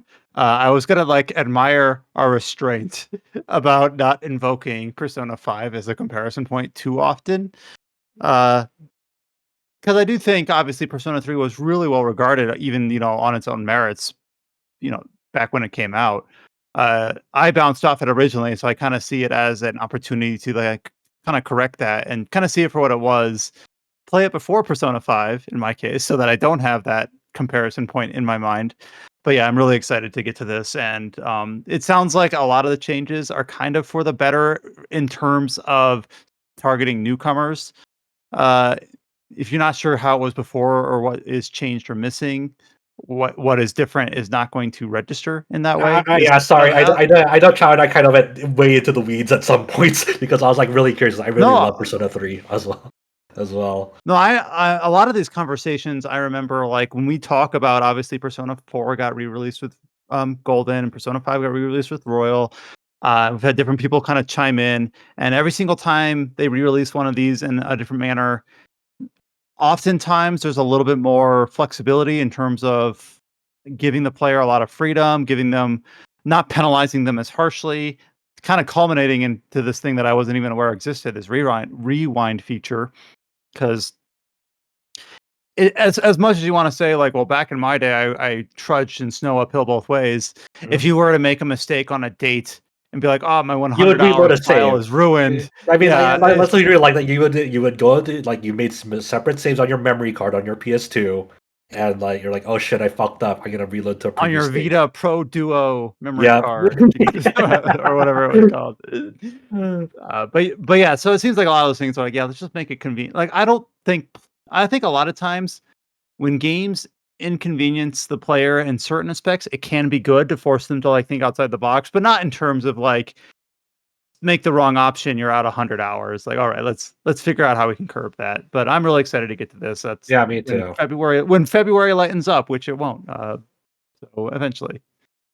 There's just too much. It's like I just need to figure out time to like play this before Final Fantasy VII Rebirth, because once that hits, it's like, Good luck. that's a new game. That's going to definitely have spoilers I want to avoid. So it's like, I'm sorry, everything else put on the back burner. Yep, I'm with you. I mean, but James, it's a remake of a game that came out, decades ago. You're fine. I guess I'm being dumb. PSA also clear up your fucking space on your PS5s for that, because apparently the FF7 Rebirth 145 gigs or something like that. Yeah, either clear up space, or if you've been procrastinating on picking up a like separate like SSD, now's the time. Now's the time. I need to fucking delete some games from my PS5 too. Yeah, I'm only like 300 gigs left. It's a chunker. It's a chunker. And yeah, and preload starts like 2 days before, I believe, for the game. So you have time. So yeah, it's really cool to hear from you, Chow, about this case, because I know that you're really, really deep into Persona 3 and like a big Persona 3 head when it comes to how much we I do want to say it's like, yeah, it has the weakest social links, so it can't really fault that for that. The first time. What I've heard about Persona 3 is that it was the first time, so it was very clearly like they're still learning it. But to another extent, I've heard a lot of people kind of argue that like no, like the social links being like not all like people you want to hang out with is kind of the point. Mm-hmm. So yeah, I can see that too. Yeah. Like I don't just know. like in real life. I wouldn't hang out with that French dude. Let you know right now. That seems really awesome. I can't wait to play it. And as we wrap out on this games we've been playing section, we do have the 2 reviews up on the site. They're over at rpgsite.net. We have Paul's review for Granblue Fantasy Relink, approaching the game as a newcomer. We have Scott's review for Persona 3 Reload, approaching the game as a returning player who's familiar with Persona 3.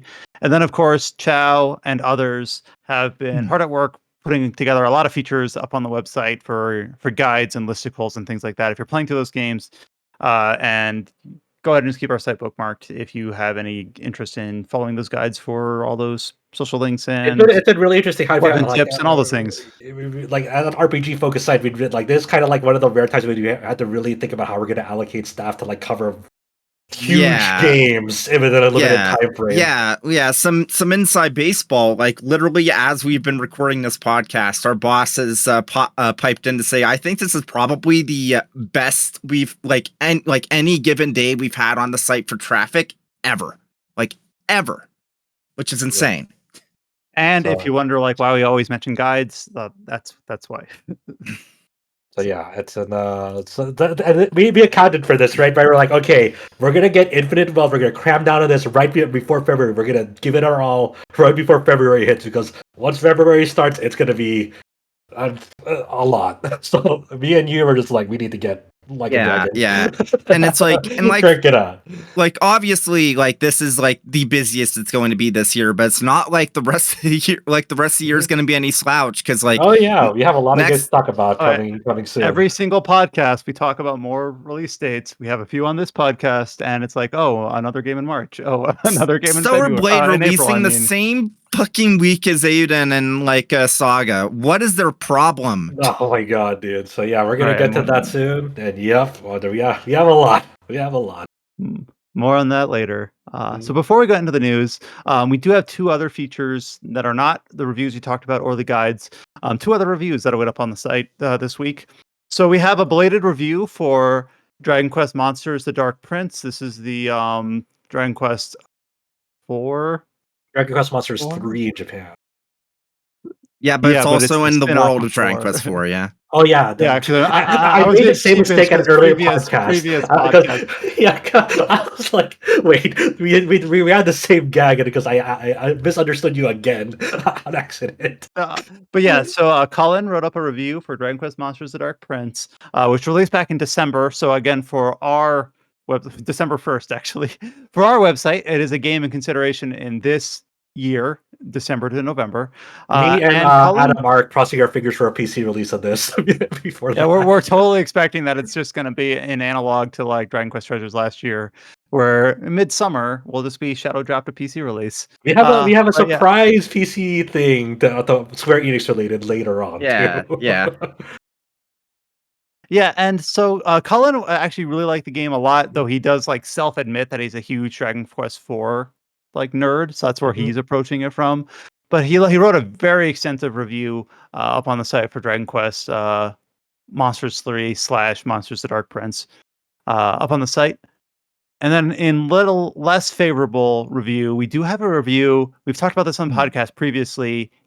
Eastward expansion / DLC Octopia. It's like an add-on to the game that turns Eastward, which was a kind of a charming indie RPG that released in 2021, had an expansion that turned it into Stardew Valley, is the way it's been described to me. Was released just when did Octopia release? The reason why I'm asking this is because I see the Eastward release date in 2021, but what is the Eastward Octopia release date? It was like the 31st or something like that. The 31st of January, so it's been out about a week. Okay, and unfortunately, Paige did not really take to this very well. I haven't read the review to know explicitly like what Paige didn't quite like about this, but apparently it has a lot to do with like waiting around. Like, oh, I need to wait for this person to do a thing before I can talk to them or something like that. Yeah, large gaps between exploration and combat. There are a few character interactions in those moments, but they didn't really land. But still gave it a decent score. I gave it an 8. But if you are interested in Eastward's Octopia DLC, we've got that review up on the site as well. So 4 reviews up on the site this week. So people have been busy. All right. So going into the news, a 6. Oh, okay. Again, I'm looking at the other one. Probably looking at the original. I put the wrong link. I put the wrong link here. So all right. Okay. Gave it a 6. Then if I go into the news section, we have only a handful of like major headlines here. The rest are updates, sales updates, release dates, things like that. This first one, as someone who's not in this space, I read this and I was just like, as a normie, as Chow has declared I am, read this and I was like, wait, what? So it was announced in this last week by Aniplex and Type Moon that Fate Stay Night Remastered, the original asterisk visual novel, will be releasing worldwide for Switch and Steam in 2024. So I'm going to hand this over to Josh because he can speak to this most educatedly, I believe. When you saw this headline, is this as crazy of a headline as I'm making it out to be? To me, I read this and I was just like, wait, really?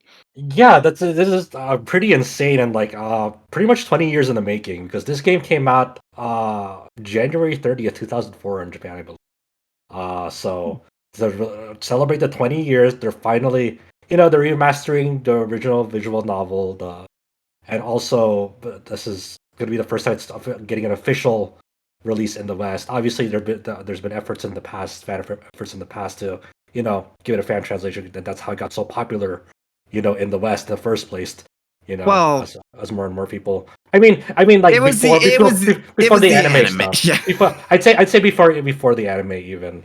Like there were roots of obviously Fate Stay Night, the original one from Studio Dean, definitely exploded in popularity. But I think planting the roots there because of Tsukihime as well. Like Fate Stay Night didn't exist in a vacuum. There's also that momentum from Tsukihime that made it more known in the West as well. So I won't definitely like ignore those later grassroots efforts before the anime really brought it into the limelight.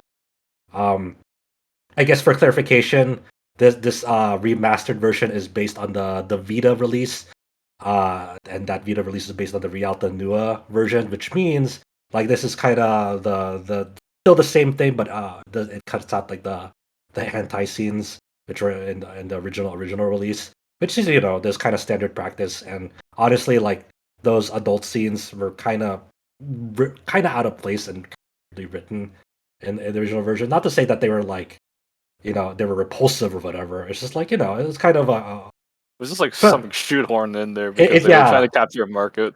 Exactly. It's kind of like the same reason why Tsukihime had those. It's like that's kind of part like when you're kind of. It was expected. Exactly, like to market it to people back then. That's kind of the expectation. I've had these scenes sort of explained to me, like some musical numbers in musicals where like they'll just break out into a musical, or in this case, a hentai scene, and then after that concludes, they'll just continue on as if nothing happened. Exactly. So it's kind of like it's just there. Okay. Yeah. That's a really apt comparison, to be honest. I never thought of it like that. But yeah, just seeing this. H scenes are like musical numbers. Okay. We can't have that as a podcast. I'm sorry. We can't have that as a podcast title. I wish we could. Can we have that as a tagline? We get banned. We did.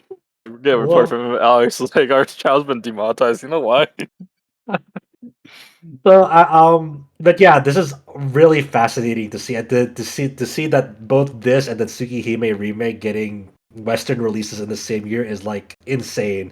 And to think that's like this is kind of following up on like when Witch of the Holy Night got announced in the West for the first time. It's like it was kind of like that breakthrough moment. Like, oh my god, are they actually finally gonna do it? And sure enough, they're not stopping. They're gonna go.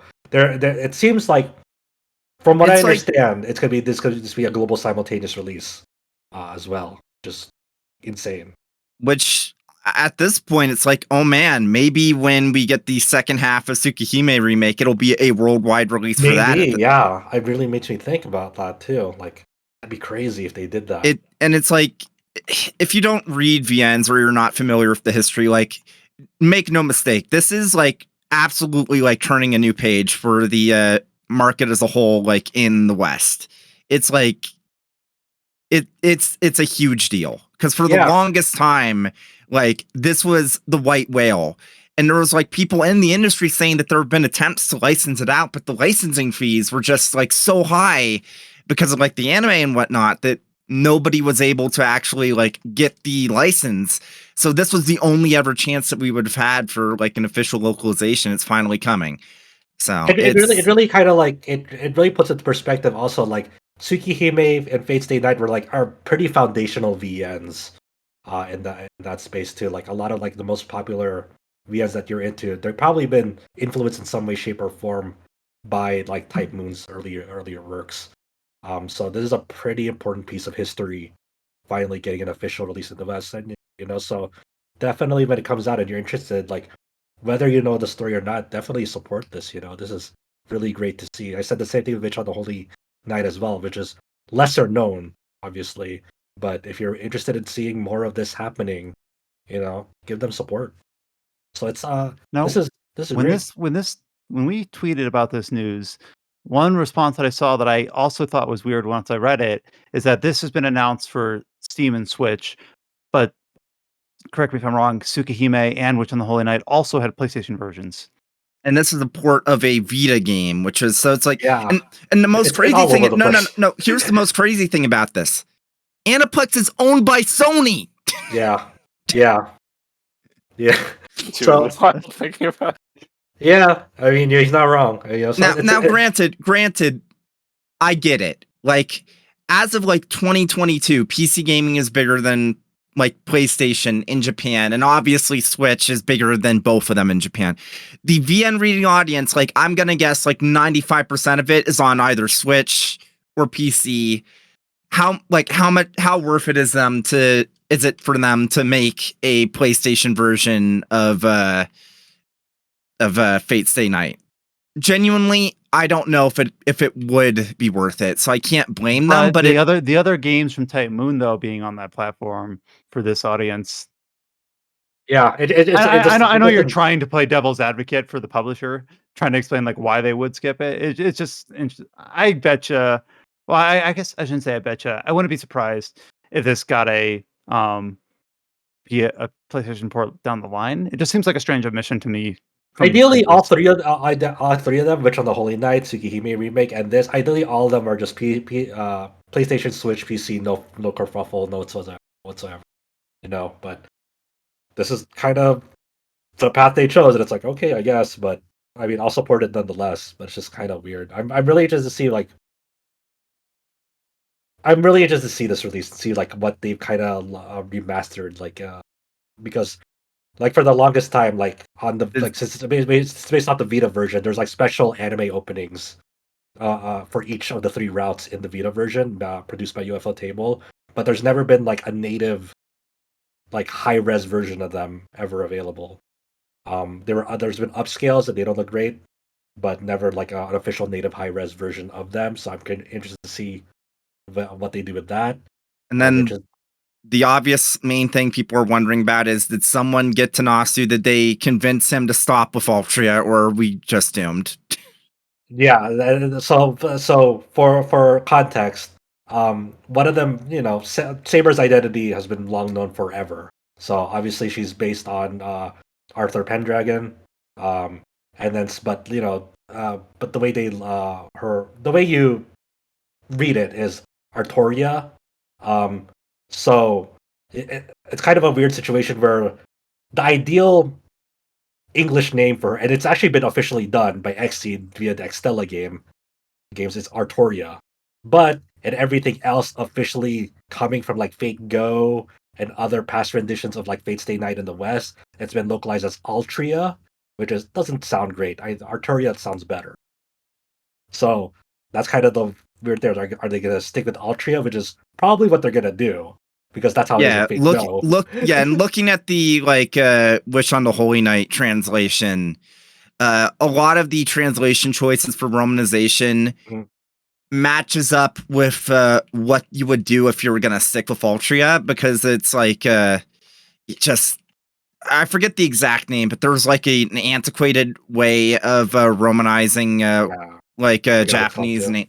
Yeah, and it's recently, actually, some sort of academic body in Japan said, no, you got to go with Hepburn. So hopefully Nasu saw that headline. It's okay, but so yeah, it's like in Witch of the Holy Night, you can have characters who be Shizuki or Shizuki without the H, and that obviously Shizuki sounds better than Shizuki. Both are technically quote unquote right on paper, but obviously one sounds better than the other. Well, now only Shizuki would be right because of that, what I was just talking about. Yeah.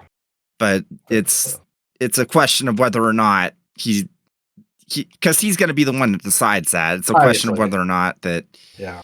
I don't know. I don't know how Xseed was able to bypass the lines and be we're gonna make an Artoria for the Extella games. I don't know how they were able to get the okay from Type Moon for that, because or Aniflex for the okay that, because that seems to be the only official work out there that's been able to do Artoria and be fine with it. Well, that was probably done before the Fate Go translation. So was it? I don't know exactly. It should be. I think everyone just kind of blames the Fate Go translation for all these problems these days. Yeah. Yeah, so we'll see. I know it's still cool that Fate Stay Night is officially finally getting a Western release after how many years, and it's been a long time in the making. I'm really interested to see how this shakes out. It'll be bizarre to one day open up Steve's front page and one of the new releases is Fate Stay Night. What the fuck? Yeah, it's going to be interesting to see. Because it's going to happen. It's going to be really, really weird to see a VN released on Steam and instantly get 10,000 concurrent players. Yeah, I really wonder to see what the player base is going to be like for this. That's going to be, I don't know. Because I assume a good chunk of the VN community is going to we want to see what the fuck this is. That's why I watched the anime. There you go. Could have watched a Granblue anime. No, don't do that. No, thank you. But yeah, and just to say it again, this was stated for sale on 2024, but no specific window. And like Josh said, it's the way it's framed. It seems like it's going to be global. So it could just be 2 releases within 2024. I don't know if they've clearly said it's going to be worldwide. I'm reading through the press release just to see I'm if just it thinking about how they did. says. I'm just thinking about how they did the Witch on the Holy Night remaster, which was like a new release in the West as well. I think they were on the same day, if not very, very close. Yeah. Okay. Yeah. So chances are worldwide release 2024. Because specifically like when you think about it, like the way that they release these in Japan as well, like they already have like it's like a single SKU of the product. It has the Chinese and English and Japanese script all in them, and you just kind of pick and choose which script you want. The next thing that I have listed second is a news article out of Japan that Kite translated for us. This is regarding Hajime Tabata and his new company, JP Games. This is translated from a Japanese website, PR Times, which just gathers press releases, is my understanding of this. So, of course, Tabata is most famously known for his work as director of Final Fantasy 15, but then left Luminous Productions. Third birthday. Then left Luminous Productions and Square Enix shortly thereafter. And this is a very, very... This isn't really an announcement. This is more of a business-focused press release, but saying that they have come into partnership with with a group called Quantum Solutions in order to develop a new video game tentatively titled Shallah. And the only detail that I can parse out of Kite's translation plus a machine translation of the website is that Quantum Solutions is a group that develops artificial intelligence and hardware, has come into partnership with Tabata's JP Games to develop Shallah.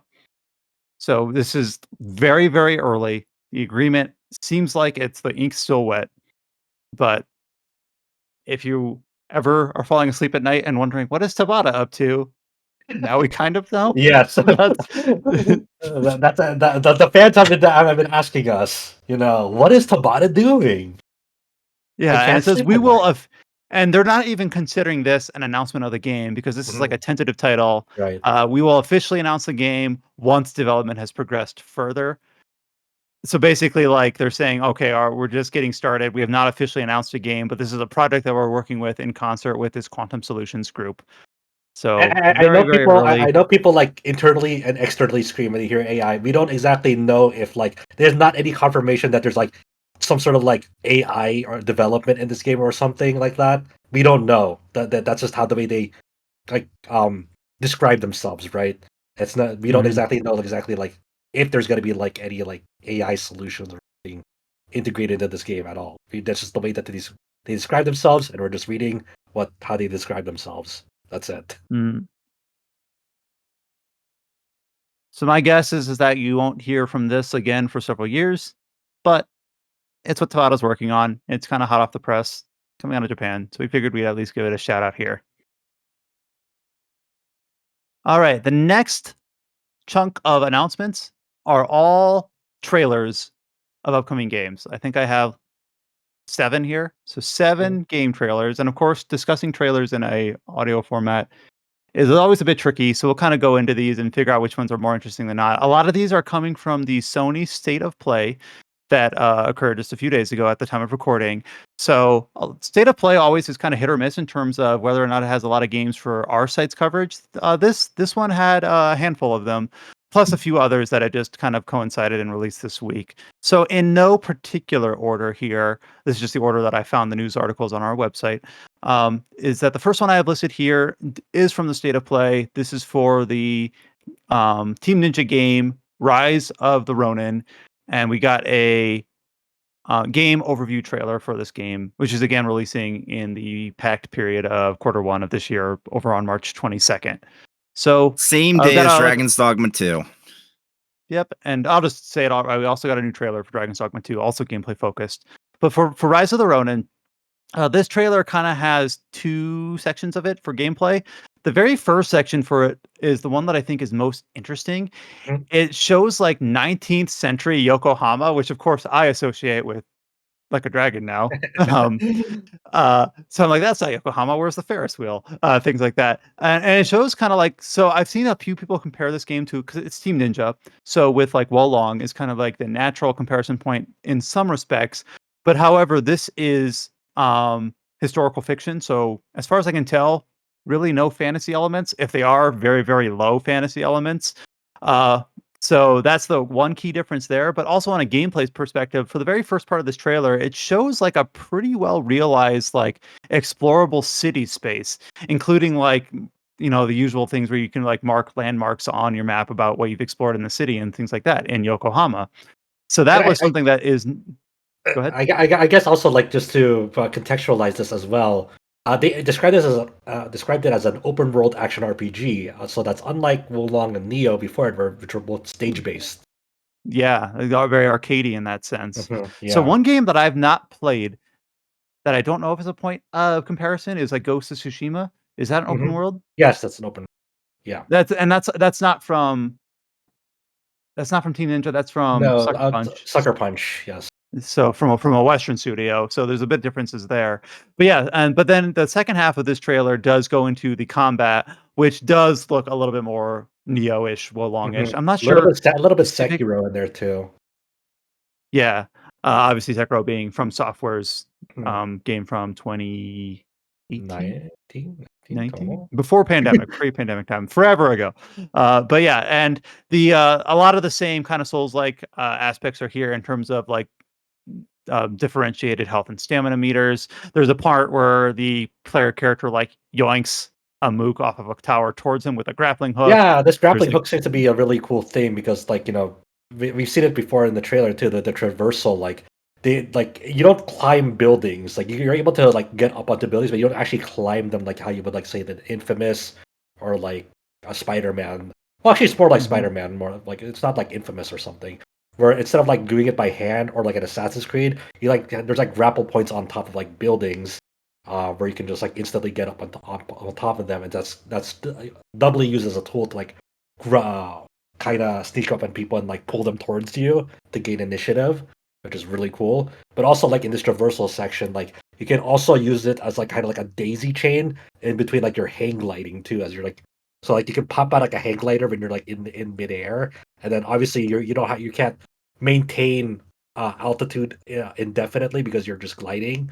So you're gradually going down, but you can use like your grappling hook mid-flight on a glider to maintain momentum to stay in flight, which is really fucking bizarre when you see it. It's like this is probably not how physics works, but okay, that sounds awesome. Rule of cool. Yep, that's the rule of cool right there. So I just wanted to like mention that's like this grappling hook seems to be a very central feature in this game. I'm always down for grappling hooks. If you have a cool grappling hook in your game, I'm like 20% more interested in it automatically.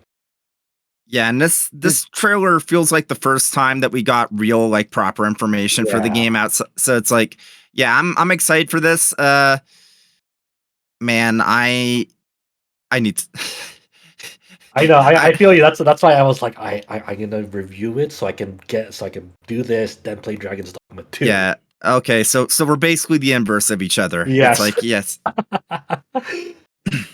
So yeah, but I don't know if you noticed it, Brian, but there's like some sort of like Sekiro as like parry rhythm. Unfortunately, Sekiro is my one like From Software like gap. Yeah. Played the Dark Souls, played Elden Ring. Yeah, there's like a certain certain sequences I guess one of like the closest thing to like a fantasy-esque enemy that you face in this game is like there's like this like very tall, ragged man with like dual iron claws, but like his the way that he attacks you is like some of the more rapid enemies you might see in like Neo, like almost like a so as he's like attacking, you see like your player character in this game like kind of parrying multiple strikes, and then actually decides to like jump up and does like a mid-air parry to get the enemy off balance. I'm like, That's really fucking cool, right there. That's interesting. It's like he just fucking swatted it like a fly. Yeah, and like in the face off with his enemy too, he seamlessly switches to like between a sword and a spear mid combo, depending on the situation and like what certain points of the attack string as well. So that's actually like really cool. Where like you're playing around with like different types of weapons and from different ranges, like in the middle of combat, instantly switching between them. And but also since it's like set during the Bakumatsu period in Japan, so you start having like Western influence over in Japan. You have firearms in Rise of the Ronin. So one of the firearms they displayed was this fire pipe, and sure enough, it's a fucking flamethrower straight up in this game. And you're like, all right, sure, I guess that sounds great. And one of the really cool things that they showed off is like bayonets, for example. Since they have a You can blade, parry. yeah, it's a fusion between melee and ranged as well, since it has a blade at the end of its like muzzle. So you can use that as a melee weapon, and then like once you have them like off guard, you can just like fire off your bayonet like as a finisher, for example. Um, so that's a really cool like system to mess around with. Really blend those two different fighting styles together. It's like, oh, okay.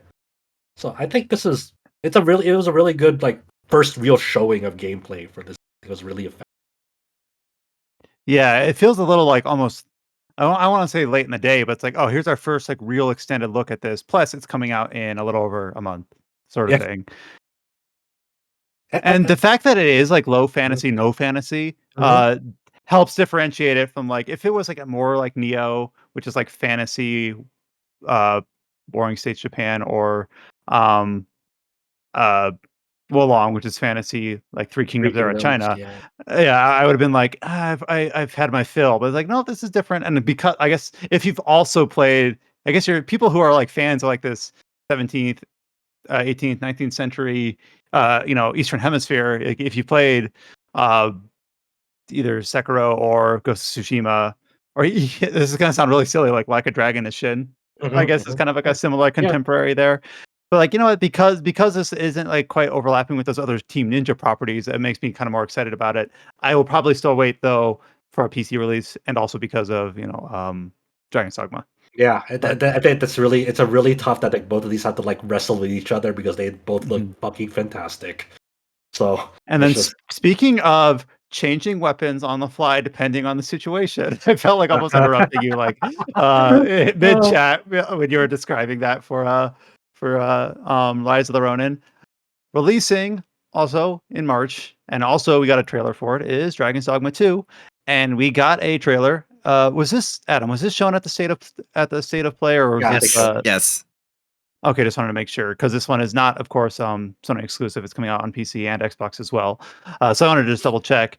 And this date, without introduction, before the press release accompanying the trailer release, this is a 2-minute gameplay trailer for Dragon's Dogma 2 that's had a few other showings over the last couple months. But in this gameplay trailer, the key thing that they showed is that they showed an arisen character fighting multiple beasts, changing vocation on the fly, going from casting spells to immediately pulling out a bow to pulling out 2 daggers, hot swapping between job classes. And it's like, wait, you can do that?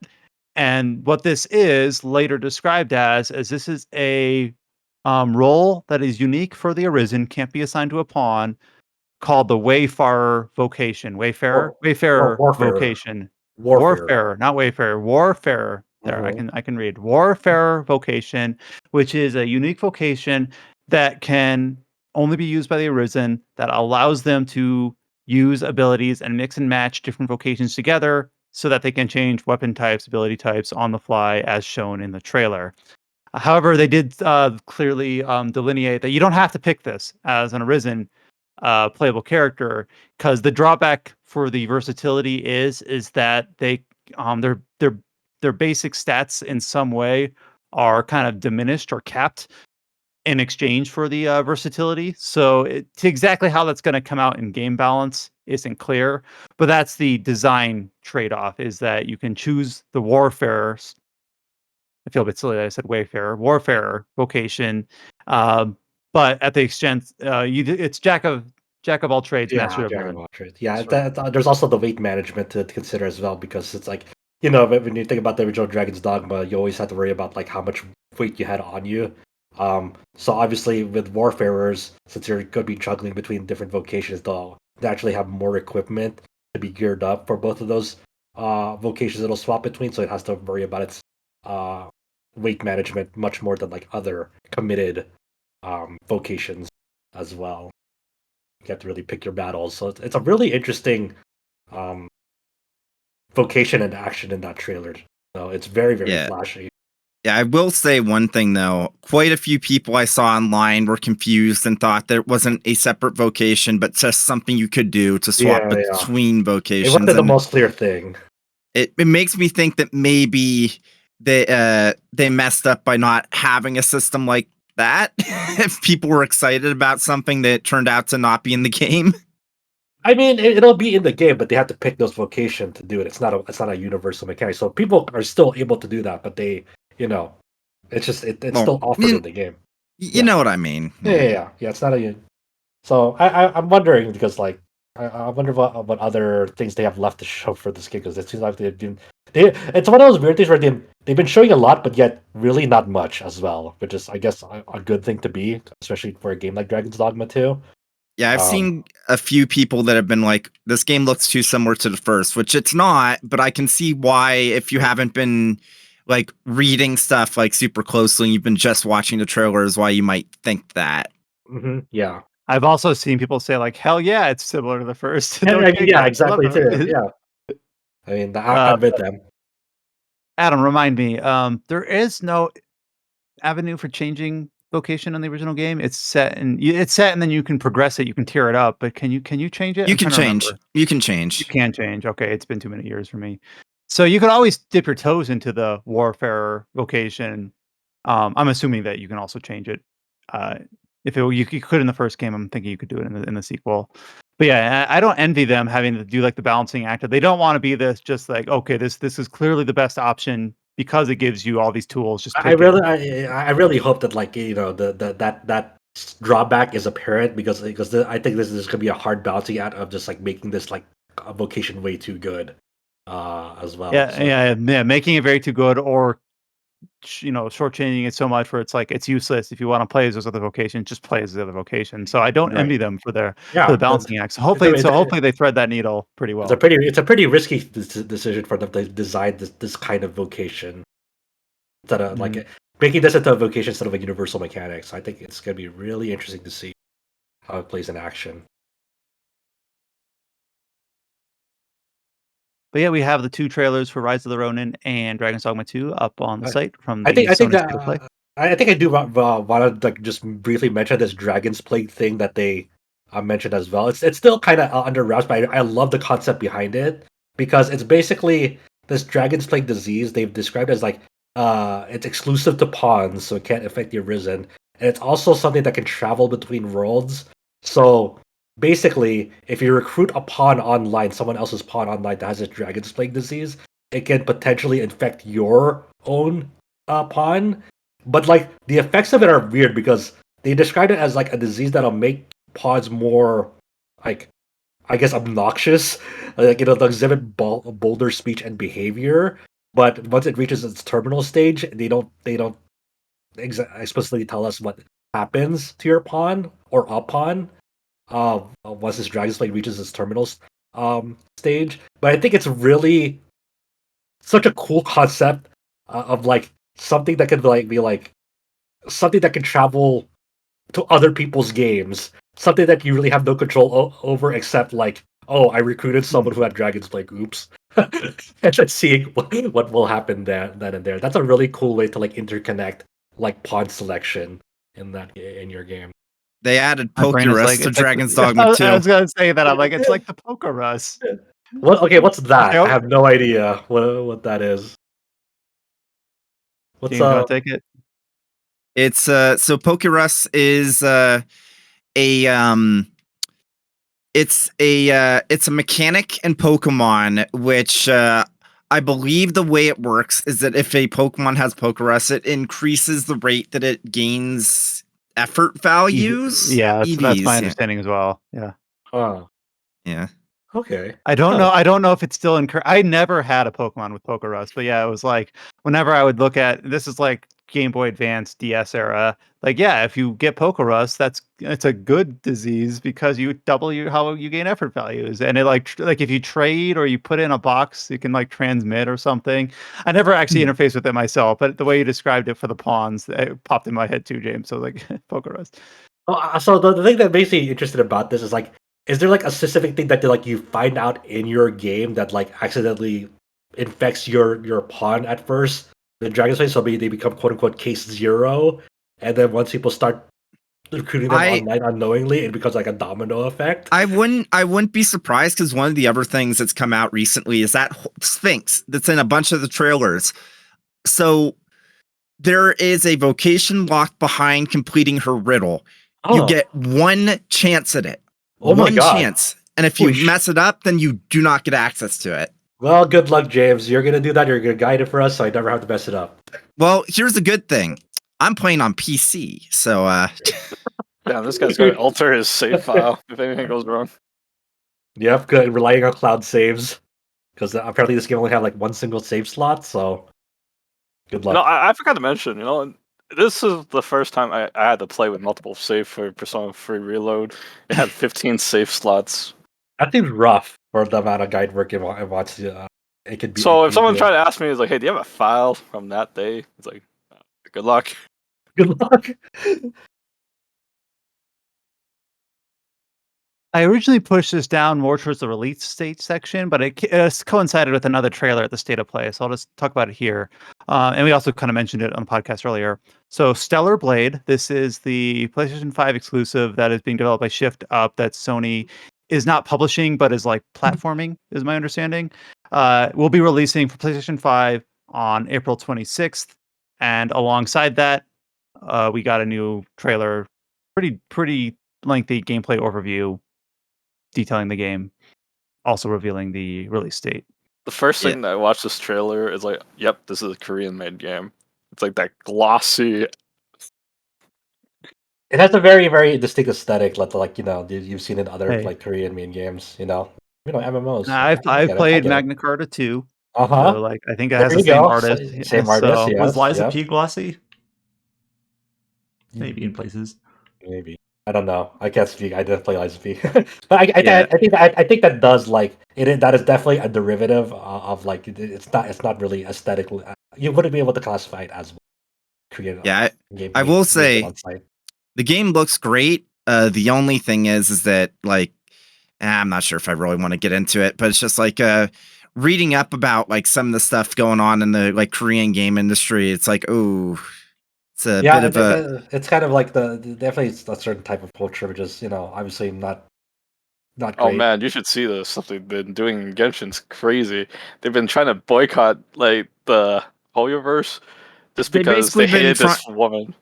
Yeah, basically they've been trying to pull the same shit that they've pulled with a bunch of Korean companies that has worked, like with like Project Moon and whatnot, and like even like the company that's developing Stellar Blade is one of them that's been kind of that's fallen to it. But it's like that only seems to work with Korean companies themselves. So they've been trying to basically get someone fired, and because Genshin, like since Hoyoverse is not a Korean company and culturally doesn't have that same doesn't just bend the knee, they've been getting frustrated because it's like, God damn it. Which is it's not funny, but it's like it's a bit bleak. It's a bit bleak. Yeah, I mean, I'm not well versed in that situation. Only hope for the best. Some things to shake out. It's obviously there's a certain type of culture in different regions of the world. So it's sometimes it's not great, especially from a Western outlook as well. It's like obviously it's like unacceptable. Aspects, right? So it's hard to really. We can only sit here from the other side of the world looking in as outsiders. Yep.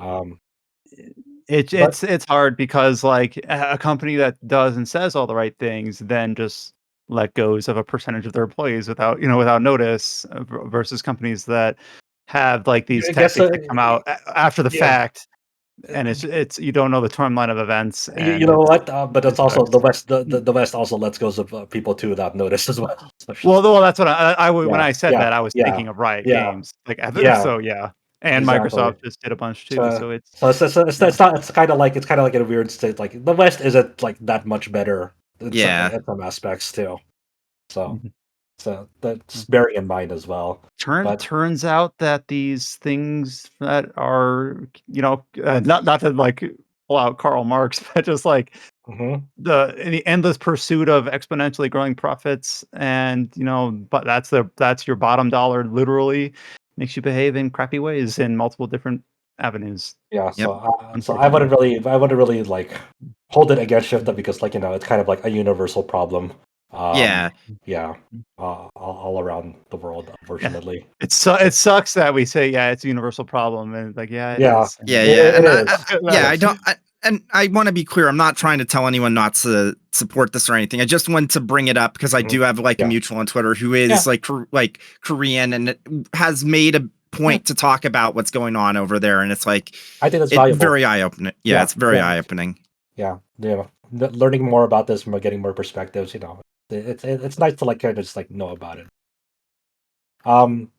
So like with this Stellar Blade, obviously, it's been quite a while since we last heard of this game. Like the last like real big showing that they had was back in a September 2022 State of Play, where we actually learned that like this was originally titled Project Eve. It's been in development for a long time, so that's when it got the name change to Stellar Blade 2 years ago. So now they're finally ready to show like what does this game look like in action. I always appreciate when a trailer actually shows the player UI and what the player does in action in normal gameplay, and that's what this No. You hide the UI, you slow uh-huh, down the frame rate, you pull uh-huh. apart the camera, and you make it as CGI cinematic as trailer. possible. Yeah. At that point, just get rid of the gameplay. Just outsource some CGI. Crazy fucking take, I know, of like just wanting to see what the player sees No, in a trailer. I totally agree with you. I think the funnest thing about that trailer was seeing the moment where it's like you unlocked the double jump. Hell yeah. That's Can't always play games without double jump these days. You go back to single jump. Ugh. yeah. So yeah, I mean they showed us a little bit of the premise, and obviously when this game is first revealed, it is very very Nier Automata inspired. You cannot like look at this and be like, yeah, they weren't inspired in Nier Automata. Of course, So you're kind of humanity is on its edge. You're kind of playing this. I don't know if she's a android. I forgot if she's an android. This Eve, protagonist. But you're fighting this extraterrestrial threat, kind of like aliens. And you have like this safe haven where you can kind of do all your stuff of like gearing up, talking to NPCs, and so forth. But the gameplay itself is interesting because like it's not like as super fluid or motion wise as Nier Automata. I'd say it's more along the lines of maybe a Code Vein or maybe even like a more of a. It's not that's not as slow as Souls, but it's not as fast as Nier Automata. So I try to find a good balance of like, how Somewhere in between. Let's just somewhere say in that. between, yeah.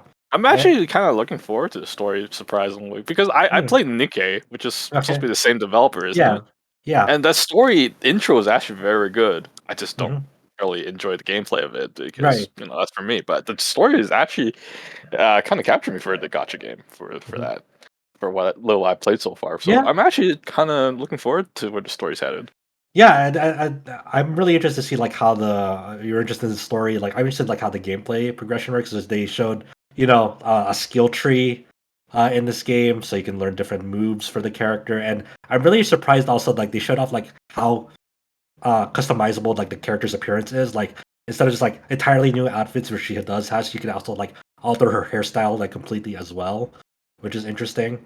And it's like that's reflected in cutscenes as well. So I just didn't expect that. Um, but other than that, we didn't really learn too much of like obviously what the entire game is gonna be, which I respect the restraint. And there's cooking in it, for like consumable items.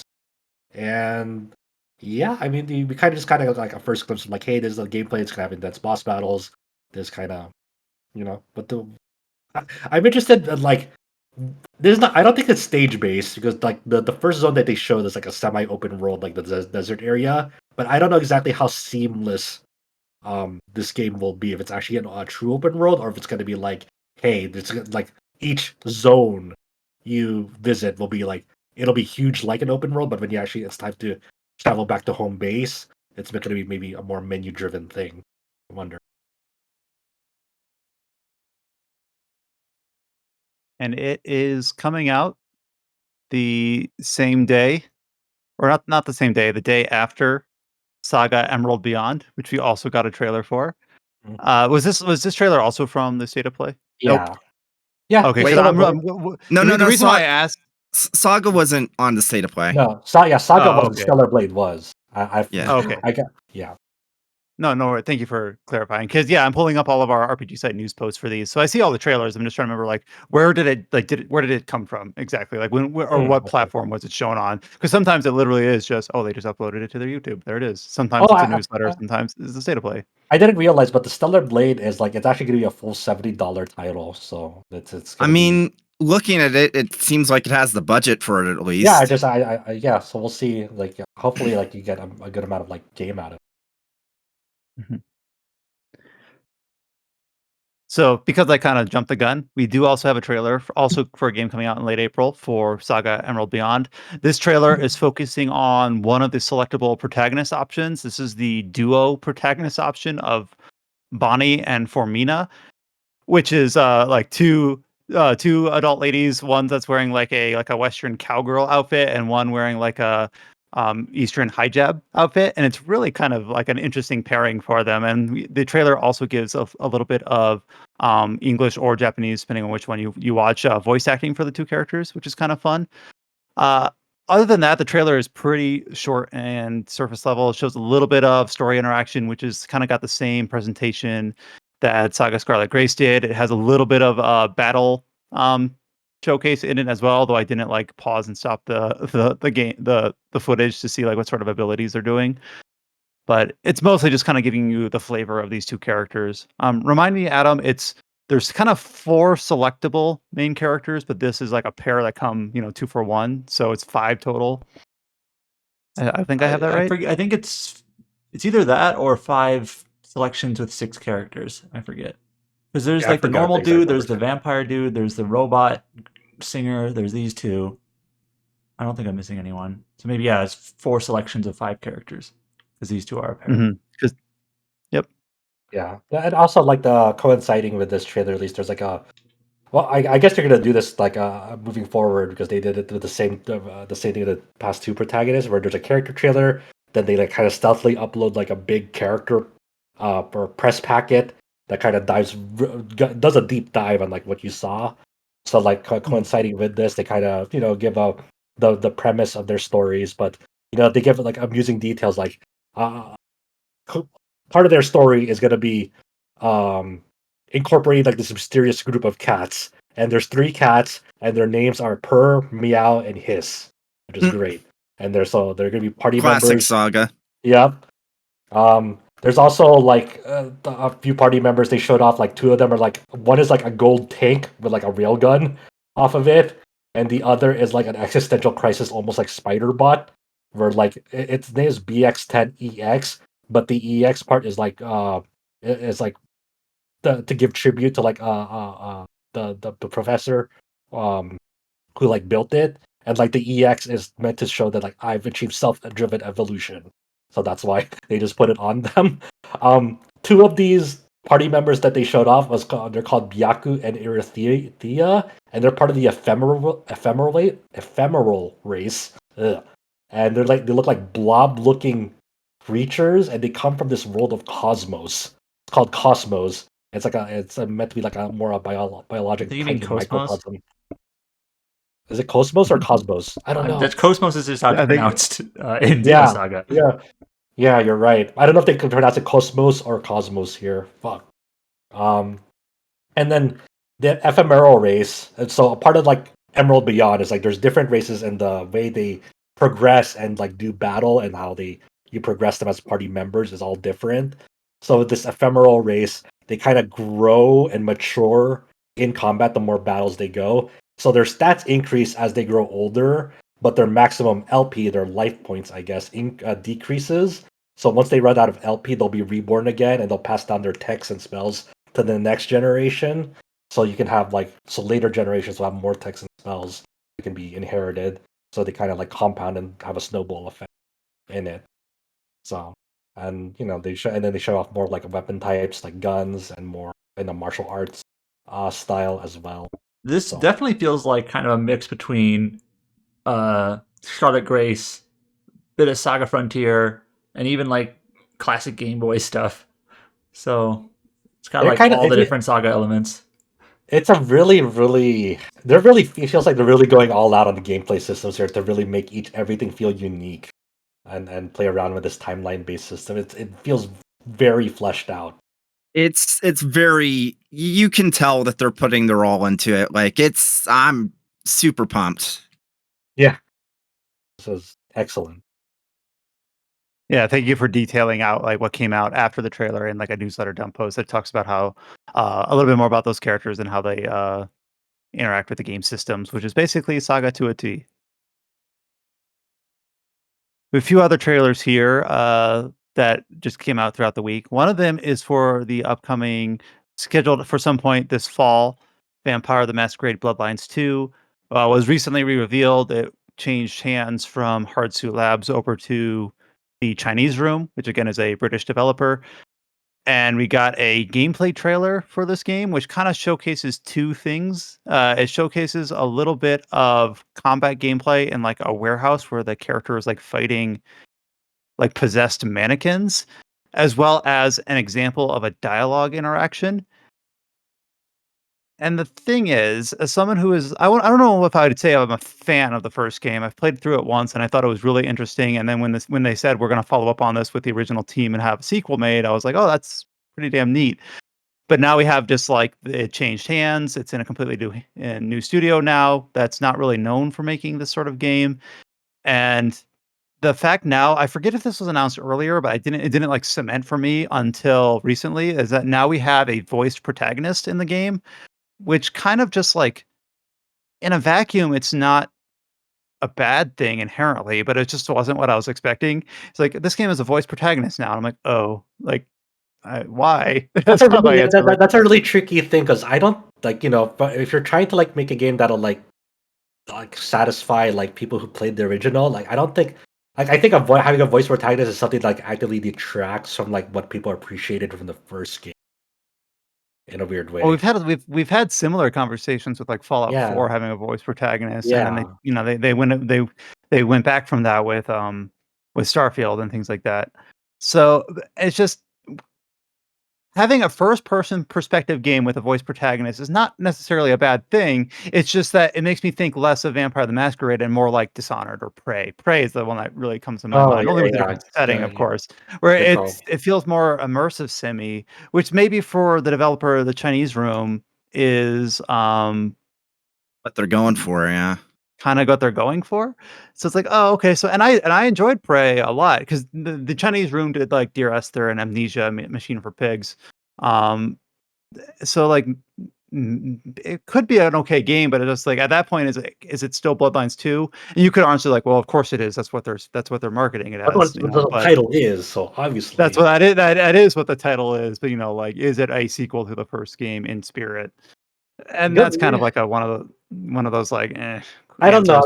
I still pretty like when I saw this gameplay review, I'm still pretty mixed on it. I don't know. I feel like I just won't know until like I play it. I guess I don't know yet. Exactly. And I talk about this every single time I talk about Bloodlines or Bloodlines 2. What I really enjoyed about that is the fact that it really was an RPG in terms of like you only got experience or progression through questing, not through combat or anything. It was like really like you encounter these different like nuggets of information or story threads that you like follow to completion and have an actual say in how they concluded and things like that. Yeah, it's just like So you're I say Mm. that, but then later in Bloodlines, you're like in the sewer, like chapter 5, Yeah. or like in the ending part of that game, you just like That's it also ends the up worst becoming part of the a game. combat. Yeah, it's also like what no one wanted the sequel to focus on. It's also the charm of that game is like you're like almost playing a blank slate of a character, so you kind of felt like you kind of took ownership of that character. While in Bloodlines 2, it feels like you're playing a more established character that's had like accomplishments under their belt. Like during the character interactions, like they call you like the Slayer. Like you're gonna have somewhat of a reputation in this game, Mhm. which I don't know. I don't know how I feel about that yet. And then also, I haven't followed like what are the playable races here? There's no Nosferatu, no There's no Duja, Malkovian, Tremere, whatever that. Banu, Hakim, and Ventru. Then true. Yeah. I mean, So it's the just ones I picked are good, but like no Malkavians and no Nosferatu is kind of like those are pretty like I feel like people that are even outside of like Vampire the Masquerade can name those clans or at least like be yeah. aware of them. Like those are pretty big omissions, but the obviously development constraints. They can't just have everything. They have to make cuts at some point. So I kind of have not like too hung up on one. that. I have one concern and one takeaway. I guess the concern is Okay. like I don't mind if this game. I guess the concern is no one really praises the original game due to its like combat, and we mentioned that. So like, Yeah. I'm hoping even if the combat isn't like excellent, that may not matter if the writing and the characters and all that are all very good. But hopefully they don't like. Hopefully the game is not like chock full of mediocre combat in that case, because the original wasn't. The original's combat isn't very good, but there's also like not a lot of it. The most of it's in that sewer level, which is why it's the worst one. So like I'm curious and concerned about like the combat and how much of it there is. But my main takeaway from this trailer is actually, this looks like a game that will actually plausibly exist at one point. Yes, Because everything up to that's now true. is like a lot of concept art. Yeah, And it's just exactly, like, yeah. do we even have a game here? Like, okay, so we actually do have a game that will I plausibly release. remember before this trailer, like the last thing they sent to us, I don't think we published it was like a description of the gameplay or something. Oh yeah, they had like a blog post. They called it like so when people say they have dev diaries, I assume they're videos because usually they're videos these days, but sometimes they're text. But they had like a dev diary on the combat, and it was just like text and concept art, and it was just sort of weird. Like we're explaining what we want the combat to be like before this trailer. So that's my takeaway, as low bar as it is we actually do have gameplay footage here that looks real, that we will be able to play at some point. But yeah, I don't have high hopes. I don't want to be too negative, but the history of this development has not been ideal, like far from Yeah, it, I mean, it's like they have an uphill battle, and I don't, they're good luck to them, Hopefully, this turns out to be a success and it's enjoyable and everyone is satisfied. That obviously that is the ideal takeaway, and I think it's gonna be very hard to achieve that, and we only will know until like it comes. Yeah. I remember even when this was first, when I think it was in the same announcement when they introduced that it was being handed over to the Chinese room. They said, "Yeah, and it's coming out next year in 2024." Like, whoa! Like, it just seems like it's got a really truncated. Because as far as I can tell, nothing from the original Hearts Labs version, at least, seemingly made its way forward. It seems like it's kind of like was scrapped and rebuilt. But maybe some concepts or ideas made its way forward. But yeah, maybe a lot of this is just also an outcome of having a truncated development cycle. But like Adam said, it does look like a game that could potentially exist. That's the bar. A lot of the other trailers here, we'll maybe go through a little bit more quickly, because a couple of these we've discussed in a few different contexts. Like, for instance, we have yet another trailer for the upcoming Banishers Ghosts of New Eden. Last week, we talked about a story trailer that I actually said was actually pretty interesting. This week, we got a kind of a more focused, they call it a gameplay trailer. And by gameplay, there's a little section of like RPG mechanics and then a lot on combat and skills and abilities between the two protagonists. So a little bit more of a deep dive, but man, this game is coming out in a little over a week. So they're getting a lot of eyeballs on it at the very least. So the trailer dump marketing is working. And we'll be able to talk about this game when it comes out in a couple weeks. The other games that we got trailers for in last week is we got one for Earthlock 2. Adam, you might need to help tee me up on this one. So this game was originally revealed like pre-pandemic or early pandemic in 2020 and then kind of went dark. And then they've kind of re-revealed it in the last week with kind of a new cinematic trailer, kind of like a new identity for the game. Yeah, something like that. I really don't know anything about these games other than I think the developer is Swedish. That's all I know. Well, I did watch the trailer. It's a cinematic trailer, so you take it or leave it in terms of how much it actually shows you. What it reminds me of is Biomutant, because it seems to star like a bipedal humanoidish or anthropomorphic, rodent character. So that's what I took away from the cinematic trailer. And then the last trailer that we got this week that we're covering here on this podcast is a new trailer for yet another February release. This is the Thaumaturge, which is a isometric CRPG being released later in the month. And this trailer is a pretty lengthy one that looks at both basically questing in general in terms of like the isometric perspective, exploration and encountering quests. It goes into like a more Baldur's Gate-ish third-person perspective when interacting with NPCs. You see a little bit of the skill tree here, and also a few little snippets of combat as well. So it's kind of like a gameplay overview trailer. They call it a quest trailer, but it's covering kind of a lot of ground. It's pretty much as close to a vertical slice as you can get in a trailer. Like, here's some combat, here's a questing, here's some dialogue. By the way, quick correction: Snowcastle Games is from Norway, not Sweden. I think that's like a the faux other pas Scandinavian. to get those Scandinavian countries mixed up. Sorry. But Well, yeah, you got it corrected. There you go. It also just feeds into it. Like it's not just like the Japanese developed RPGs that are are dominating February. There's also these like smaller Western releases. Well, Banishers is French. This game is Thaumaturge is Polish. Yep. So yeah, there's like even though you have like well-known titles like FF7 and Persona, and even Granblue like releasing this month, you have like still gonna be it's still a busy month also from like Western studios. Outside of Japan as well. I don't think it's on. Too. Yeah, it's not on the podcast sheet. I don't think, but like Shiren 6 came out in Japan last week, and it is doing incredible over there apparently. Right. So it's like, man, that's good to see. Means that that series is alive again for real. That'll be out also like late February as well in the West, right? Yeah, day 27th. before FF7. 2 days before. But yeah. We have a couple updates here. One is a sales update. One is a patch update. Here's a kind of a patch update that I guess we were expecting, but I didn't know when it would drop.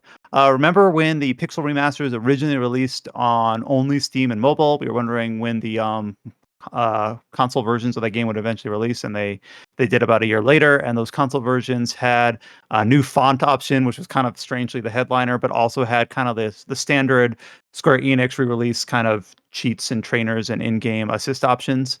Well, Square Enix basically just announced this week that the original Steam and mobile versions of the Final Fantasy Pixel Remasters have had those updates that were incorporated to the console versions backported into the Steam and mobile versions. So basically, now you can play the Pixel Remasters on Steam with all the new font and game assist options. So parity between all versions of that collection. So good. They also added controller support for the mobile version. Hell yeah! For those who play with controllers on mobile versions. Play with I'm my surprised that wasn't there yet. Controller. Yeah, I would assume that was already there. Did you see that? Did you see that Death Stranding like limited edition Backbone came out? The piss controller is real. Oh god! Really? I didn't see that. That's funny. The other update that we have is a sales update for a game we talked about not too long ago. Like a Dragon, Infinite Wealth has sold 1 million total units within its first week of sales. It is the fastest selling entry in the franchise based on Steam counts. It's by far the highest like consecutive player base in the franchise. It is doing really well. It is setting a high bar. I don't think it's matched the total sale. Like I believe, Yakuza Like a Dragon had a lifetime sales of about 1.8 million last I saw. So Infinite Wealth hasn't caught that yet, but it's It paced probably to. will. Yeah, it will surpass Yeah, it. like So, almost certainly will. It's got a yeah. higher concurrent. It's the fastest out of the gate. Long story short, the game is doing incredibly well. That's great. Yeah. It's a fantastic game. So, and I think like everyone who's like played it, like that I've heard, like are just enjoying themselves and just having a great time. They've really impressed and like it's such a good game. Such a good game. That does remind me, I forget what shop it was, but there was some shop, Matsumoto's Shave Ice, I believe, in Uh-huh. Hawaii that is represented in Like a Dragon Infinite Wealth. And apparently, if you go to their website, you can get there's a real site in Hawaii that has like merch Oh, specific really? for Oh, that is like because I guess they must have been approached to have their likeness in the game and not just yeah. be There's a, replaced there, by I, anything else. yeah, yeah. The Infinite Wealth or the RGD Studio, like I think, social media account, like where talking about the collaborations they had like with real shops and like Here, I'll companies throw in the link. I'll throw Hawaii. the link in the chat. But yeah, Yeah, you can go to Matsumoto Shaped Ice's like company website and get like a dragon swag that's themed awesome. around their Yeah, Shaped Ice website. their collaborations with like numerous like Hawaiian companies based in Hawaii. It was pretty extensive. Like it was really cool to see like them like promoting like, hey, we've actually like went out and partnered with these companies. Awesome, And yeah, selling 1 million copies and doing very well. very cool. All right. And as always, we'll close out the podcast with kind of a rundown of upcoming dates. The first one is something that we kind of probably could have brought up sooner, but we didn't. So after the state of play that was in the last week that we talked about all the games that we've kind of already covered, Sony did specify that there will be a state of play specifically dedicated to Final Fantasy VII Rebirth set for February 6th, which is only a few days from now. So if you're listening to this podcast, this might have already aired. Of course, that is a major release coming out at the end of the month on I February 29th. I imagine to all the like I've released some sort of demo for Rebirth, like they did for Remake. Yeah, We'll it see. seems like that is the expectation, is that Mhm. likely will coincide with a demo of some sort. Not confirmed, but kind of very expected. Mhm. We have another indie game that's coming out in just a couple days in February. This is a retro style detective RPG Pixel Noir. Adam, help me out here. I saw you mention this. I don't Okay, know so much I about it. saw we got a press release for this, and it was coming out of early access, and it's just like a tiny little game that's gotten like 20 reviews over the last couple of years. And I was like, you know what, I can throw them a bone, I can give them some coverage. And I'm like, there's no way we've covered this something on the site before, have we? This little tiny indie game, and turns out we have about a decade ago when it first went to Kickstarter, and it failed. It had a second Kickstarter that succeeded, then several years of release, several years of early access, and now it's finally getting a full release. Yeah, it's like a Wow. pixel art noir turn-based RPG. I don't really know anything else about it, Well, but that's pretty cool though. It was kickstarted back, a decade ago. It went into early access. It looks like in like 2019. So it's been in early access for 5 years, and now is releasing out of early access for that developer. So it's a cool success story and coming Good on out that. be Good on them for available. getting it to the finish line. That's tough. So good on That's them good. for Yes, getting. yes. Yeah, So many efforts don't even make it that far. And again, the name of that available on Steam is Pixel Noir. yeah. Like So check it out. every Kickstarter I backed all like failed, and you're just kind of like, oh man, what did I do wrong? Also in February, another PC release. This is one that also we weren't expecting, but the Dragon Quest Builders, the first one, will be releasing on Steam on February 13th. I And don't when think this when I Mhm. I just say I don't think anyone had this on their bingo card for 2024. I but, keep Surprise! but thinking when like, I shouldn't this be out already? That's like in my head, and then you're like, oh wait, it's yeah, not. Everyone, yeah, when I saw this headline, I was like, wasn't it already on Steam? Like, oh, it's the Dragon Quest Builders 2 made its way to Steam, but not the first one. yeah. Adam, if you're free, this our side card on the site doesn't have PC released. You should add it. I'll do it right now. Why am I telling Adam to do it? I'll do it. On our little side card, we put all the platforms that it's on. I'm going to put blame the whoever PC posted this news. mouse. Their fault. I will leave. I will leave them anonymous. I will add it.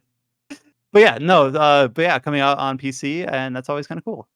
Kind of help for a preservation standpoint and all those good reasons. It's also cool because like they're also adding in like the quality of life enhancements that were introduced in the 2022 mobile version, which actually like that like I checked out that version a little. I was like, oh man, like that's actually pretty awesome that like they get like one of the big like quality of life improvements is this big bash that allows you to like destroy like multiple objects within a certain range like simultaneously, which is really important for Dragon Quest Builders games to have. Just to yeah, it's and then there's also like more there's also a really interesting feature that I forgot they added in the 2022 mobile version, where like unlike Dragon Quest Builders 2, Dragon Quest Builders has no online co-op play, which is introduced in Dragon Quest Builders 2, but there's a way for you to convert your buildings into build cards so you can display your buildings in other people's or your friends' world. And that's like your online interaction with them. It's like, here's my creation in your game. Okay, cool. And they're adding that to the PC version? Yeah. Oh, that's cool. Also, not dated yet, but sometime in February, a game that will not die. We're getting yet another update to Dragon Ball Z Kakarot. Its 6th DLC called Goku's Next Journey, which will focus on the story where Goku finds and trains Oob at the very end of Dragon Ball Z. And as of right now, this is the last DLC that's announced for Kakarot. But based on Xenoverse 2, I don't know how much I trust them because apparently that game still gets regular updates. But yeah, Dragon Ball Z Kakarot has been well supported throughout the years, and its seemingly last DLC will be coming out before the end of the month. Look, man, if there's one fucking thing about Dragon Ball games you can expect, they're going to be fucking supported for years. Yeah. Like, and then with Sparking Zero coming out, holy shit! Like that. Did you see the That's funny where it's like that? we've announced the first 24 characters, and it's Goku and Vegeta. Yup. Hell yeah, guys! Goku Mid is back. Yes, let's go. So that's the series that was previously localized as Budokai Tenkaichi, which I guess, like, correct me if I'm wrong, but that kind of means like tournament. Like it's kind of like a weird like English, like it doesn't really make a lot of sense, but that's the way it was originally localized. It sounds cool, rule of cool. Yeah. It's like Master Roshi, the last name is Teacher. Like Master Teacher. What? Yes. Yeah, but so this is the same series, but they're using a more kind of true. They're using the actual Japanese name because in Japan exactly. it's actually Sparking. Yeah. Mm-hmm. So and that one apparently has like a grid of like 164 characters, but each form has a spot on it. So it's like Goku early, Goku mid, Goku late, Super Saiyan 1, 2, and it's like, oh, okay. So people are like, no, my boy Apul won't be home. He's gonna be crowded out by all the Saiyan forms. But yeah, I'm excited for that one. With the Warfarer with the shotgun, please. Was he in Tenkaichi? Is it Tenkaichi 3, the one that had the crazy stupid roster? Yes, I mean, one of those PS2 games. The current roster size right now, I think is like either on par or surpasses just a bit of Tenkaichi 3, like in terms of like quantity alone. So I actually had a conversation with Adam because I actually played a lot of these like schlocky, fun, fan servicey games. In the PS2 through early PS4, I think. I was having difficulty remembering them all because there's like Budokai. This is a complete tangent, but I'm going to indulge it. Budokai 1, 2, 3, Tenkaichi 1, 2, 3. There was Infinite World, which was like Budokai 4 in all but name. Then there was Burst Limit, which was the first. Burst Limit was like the first HD one, but apparently it was really hard to make, so it only went to the Cell Saga and was never followed up on. I remember. Oh yeah, I totally forgot about it. I did play Burst Limit. Yeah. And then there was Raging Blast and Raging Blast 2. I forgot that game had a sequel. Then there was Xenoverse 2, and then Fighters was kind of like the one where like, all right, let's give this to an actual different developer. Fighters is actually a fighting game, Let's give this to a veteran. And then I remember there was also one that was like I think it was developed by Arc System. 2 that was like on a handheld. I forgot it was like 3DS or DS. I think it was like 3DS. It was 3DS. Yeah, it had this weird thing because like it has this weird cool gimmick where Arxis also developed like a one-piece fighting game on that platform. And you could actually like you could have link multiplayer them. against them. Yeah, I remember that. Yeah, you can link them. It's like that was really fascinating. It's like it's ostensibly a Dragon Ball One Piece crossover fighting game, but it's like spread between two dedicated fighting games that can link together. That was crazy. Like what the fuck? Anyways, Dragon Ball Z Kakarot, the one that's actually an RPG that we cover, is getting a DLC by the end of February, focusing on Oob. Let's see. In March, we're getting the launch of Gen Forge 2, which is a PC CRPG. I don't know much about it. It's a remaster. Yeah, of, so this is 2003 like game. this is like a series of indie CRPGs. They have like a couple of these Gene Forge games and like Abernum series. I've heard of these. I don't know anything about them otherwise. And this is like actually like a remaster of 2, which came out originally in 2003. But yeah, it's like these indie CRPGs. So we're bringing back the classics like Gene Forge 2 and Fate Stay Night. Yep.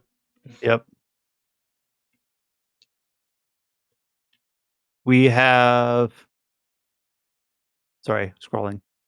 Oh yeah, so we already covered Stellar Blade coming out in April. Sometime in summer, we're getting the Western release for Tokyo Xanadu EX Plus coming to Nintendo Switch. This is the version of the game that was remastered and released for PC and PS4 back in like 2017. And then last year it was ported to Switch in Japan. So I guess we were expecting at some point around this time we would get the localized version of the Switch port for this game. And yeah, we got it from Axis Games. It'll be releasing on Switch in the West at some point this summer. The interesting thing about this is like it's getting a revamped English localization, so they're actually kind of relocalizing the game or like doing some touch-ups to its localization for this new release. For those that have played the English version, like, does that seem merited? Or like, yeah, it wasn't terrible, but it was kind of rough. It had a lot of like that person said that incident, and which is probably like accurate, but it's kind of clunky when translated, and other things like that. So I think an editing pass is welcome. And then at some point this year during the State of Play, Zenless Zone Zero was confirmed to also be releasing for PlayStation 5. This is one of those things where I'm like, oh, I just assumed it was already announced for PlayStation 5. I think it's normal, but I don't really looking forward to it. Because I think one of the reasons Genshin, like, I think it's the fact that it was like the original Genshin Impact, it was basically like highlighted very heavily on like PlayStation's blog and YouTube channel and all that. I think that's one reason why, not the only reason, but like it got the attention it has now, is because it was basically being supported by a platform holder really strongly. So I was sort of surprised, like, oh, I guess Endless wasn't on PlayStation. And they make a lot of revenue on that platform too. Like a lot of like Genshin players like are on PlayStation. They put a lot of money into that game on that. Yeah, the game's making bank for Sony. So they're more than happy. They're like, yes, continue to fucking be on PlayStation. I think that's like kind of like one of the key omissions of on Microsoft's end of like not having these games on. When do you think we'll ever see that Genshin Switch port? Never. I bet you around the Hoyoverse office is like the what version? Who? I don't know what you're talking about. Man, who knows at this point, man. And that's our last headline for this week. So yeah, obviously a very busy week. I know a lot of us here, and hopefully, or maybe not hopefully, but expectedly, a lot of our listeners are either still playing through Like a Dragon Infinite Wealth, which is not a short game, which only just released a few weeks ago. Obviously, Persona 3 Reload. Just in the last couple days. And then Granblue Fantasy Relink having seemingly a lot of excitement and staying power that just released a couple days ago. And February is not going to slow down. Like Josh said, those were kind of a lot from outside Japan, but now we have France and was it what was it? It wasn't Sweden. Norway. It was Norway. Norway. Yeah. Oh, no. Putting releasing some games in the middle of the month, and then being capped off by Final Fantasy VII Rebirth at the end of the month. Go ahead, Adam. Then that Earthlock game isn't dated. That's from Norway. There's the Polish game, Thaumaturge. Yes. Oh, Polish. That's what I meant. Sorry. Yeah, Thaumaturge is Polish. Yeah. Okay. Adam and I are in the underrepresented February 2024 RPG Alliance. Same. Oh yeah, and James too. Sure. Yeah, Sheeran also this month. So it'll be a crazy month going forward. Very clear where we're going to be spending a lot of time talking about. So we might revisit some of the games we talked about this week next week as people get a little bit further into those. And then obviously we have a lot of new games to talk about for the next several weeks going into the spring and summer, basically. So hit that subscribe on our podcast on whatever service that you listen to us through, and stay tuned because we're going to be covering a lot of games very quickly. It's going to be a good time. Are there any new releases in this upcoming week? This upcoming week, I think, is the one, unless we have any embargoes that are separate from the release dates, which is rarer and rarer these days. Because in the next 7 days, we don't quite hit Banishers or Builders PC or Thaumaturge. So unless any of those embargoes, I haven't double checked all of them. The next week might be like revisiting some of the other games as the obviously very long titles going. Like I might be able to have a chance to go into Persona 3 Reload or going into post game on Relink. As far as RPGs go, the only game releasing next week is Pixel Noir. Hey, go ahead, give that a try. Maybe we'll talk about Pixel Noir. But yeah. So thank you so much for listening. You can find all the reviews that we talked about on our website at rpgsite.net. Again, like we said at the top of the podcast, several people, Chow primarily, as well as many others, have been writing a lot of primers, guides, listicles, things like that for those games. You should also check out Chow's guide for Relink up on Neoseeker under Zolius. So that is a very cool guide in progress that he's put a ton of work into. So go check it out. I heard he bet half his soul to write that guide. Mm-hmm. That's the word on the streets. It's tough. You are a champion, Chow. And then you can follow RPG Site on Facebook, Twitter, YouTube, and Instagram. Search for RPG Site. You should be able to find us. You can join our Discord, discord.gg/RPG Site. You can hit the link at the top of our homepage to get there. Lots of people talking about Relink recently. And stay tuned and come back next week for another episode of the Tetracast. Until you hear from us next time, stay safe, take care. We'll talk to y'all later.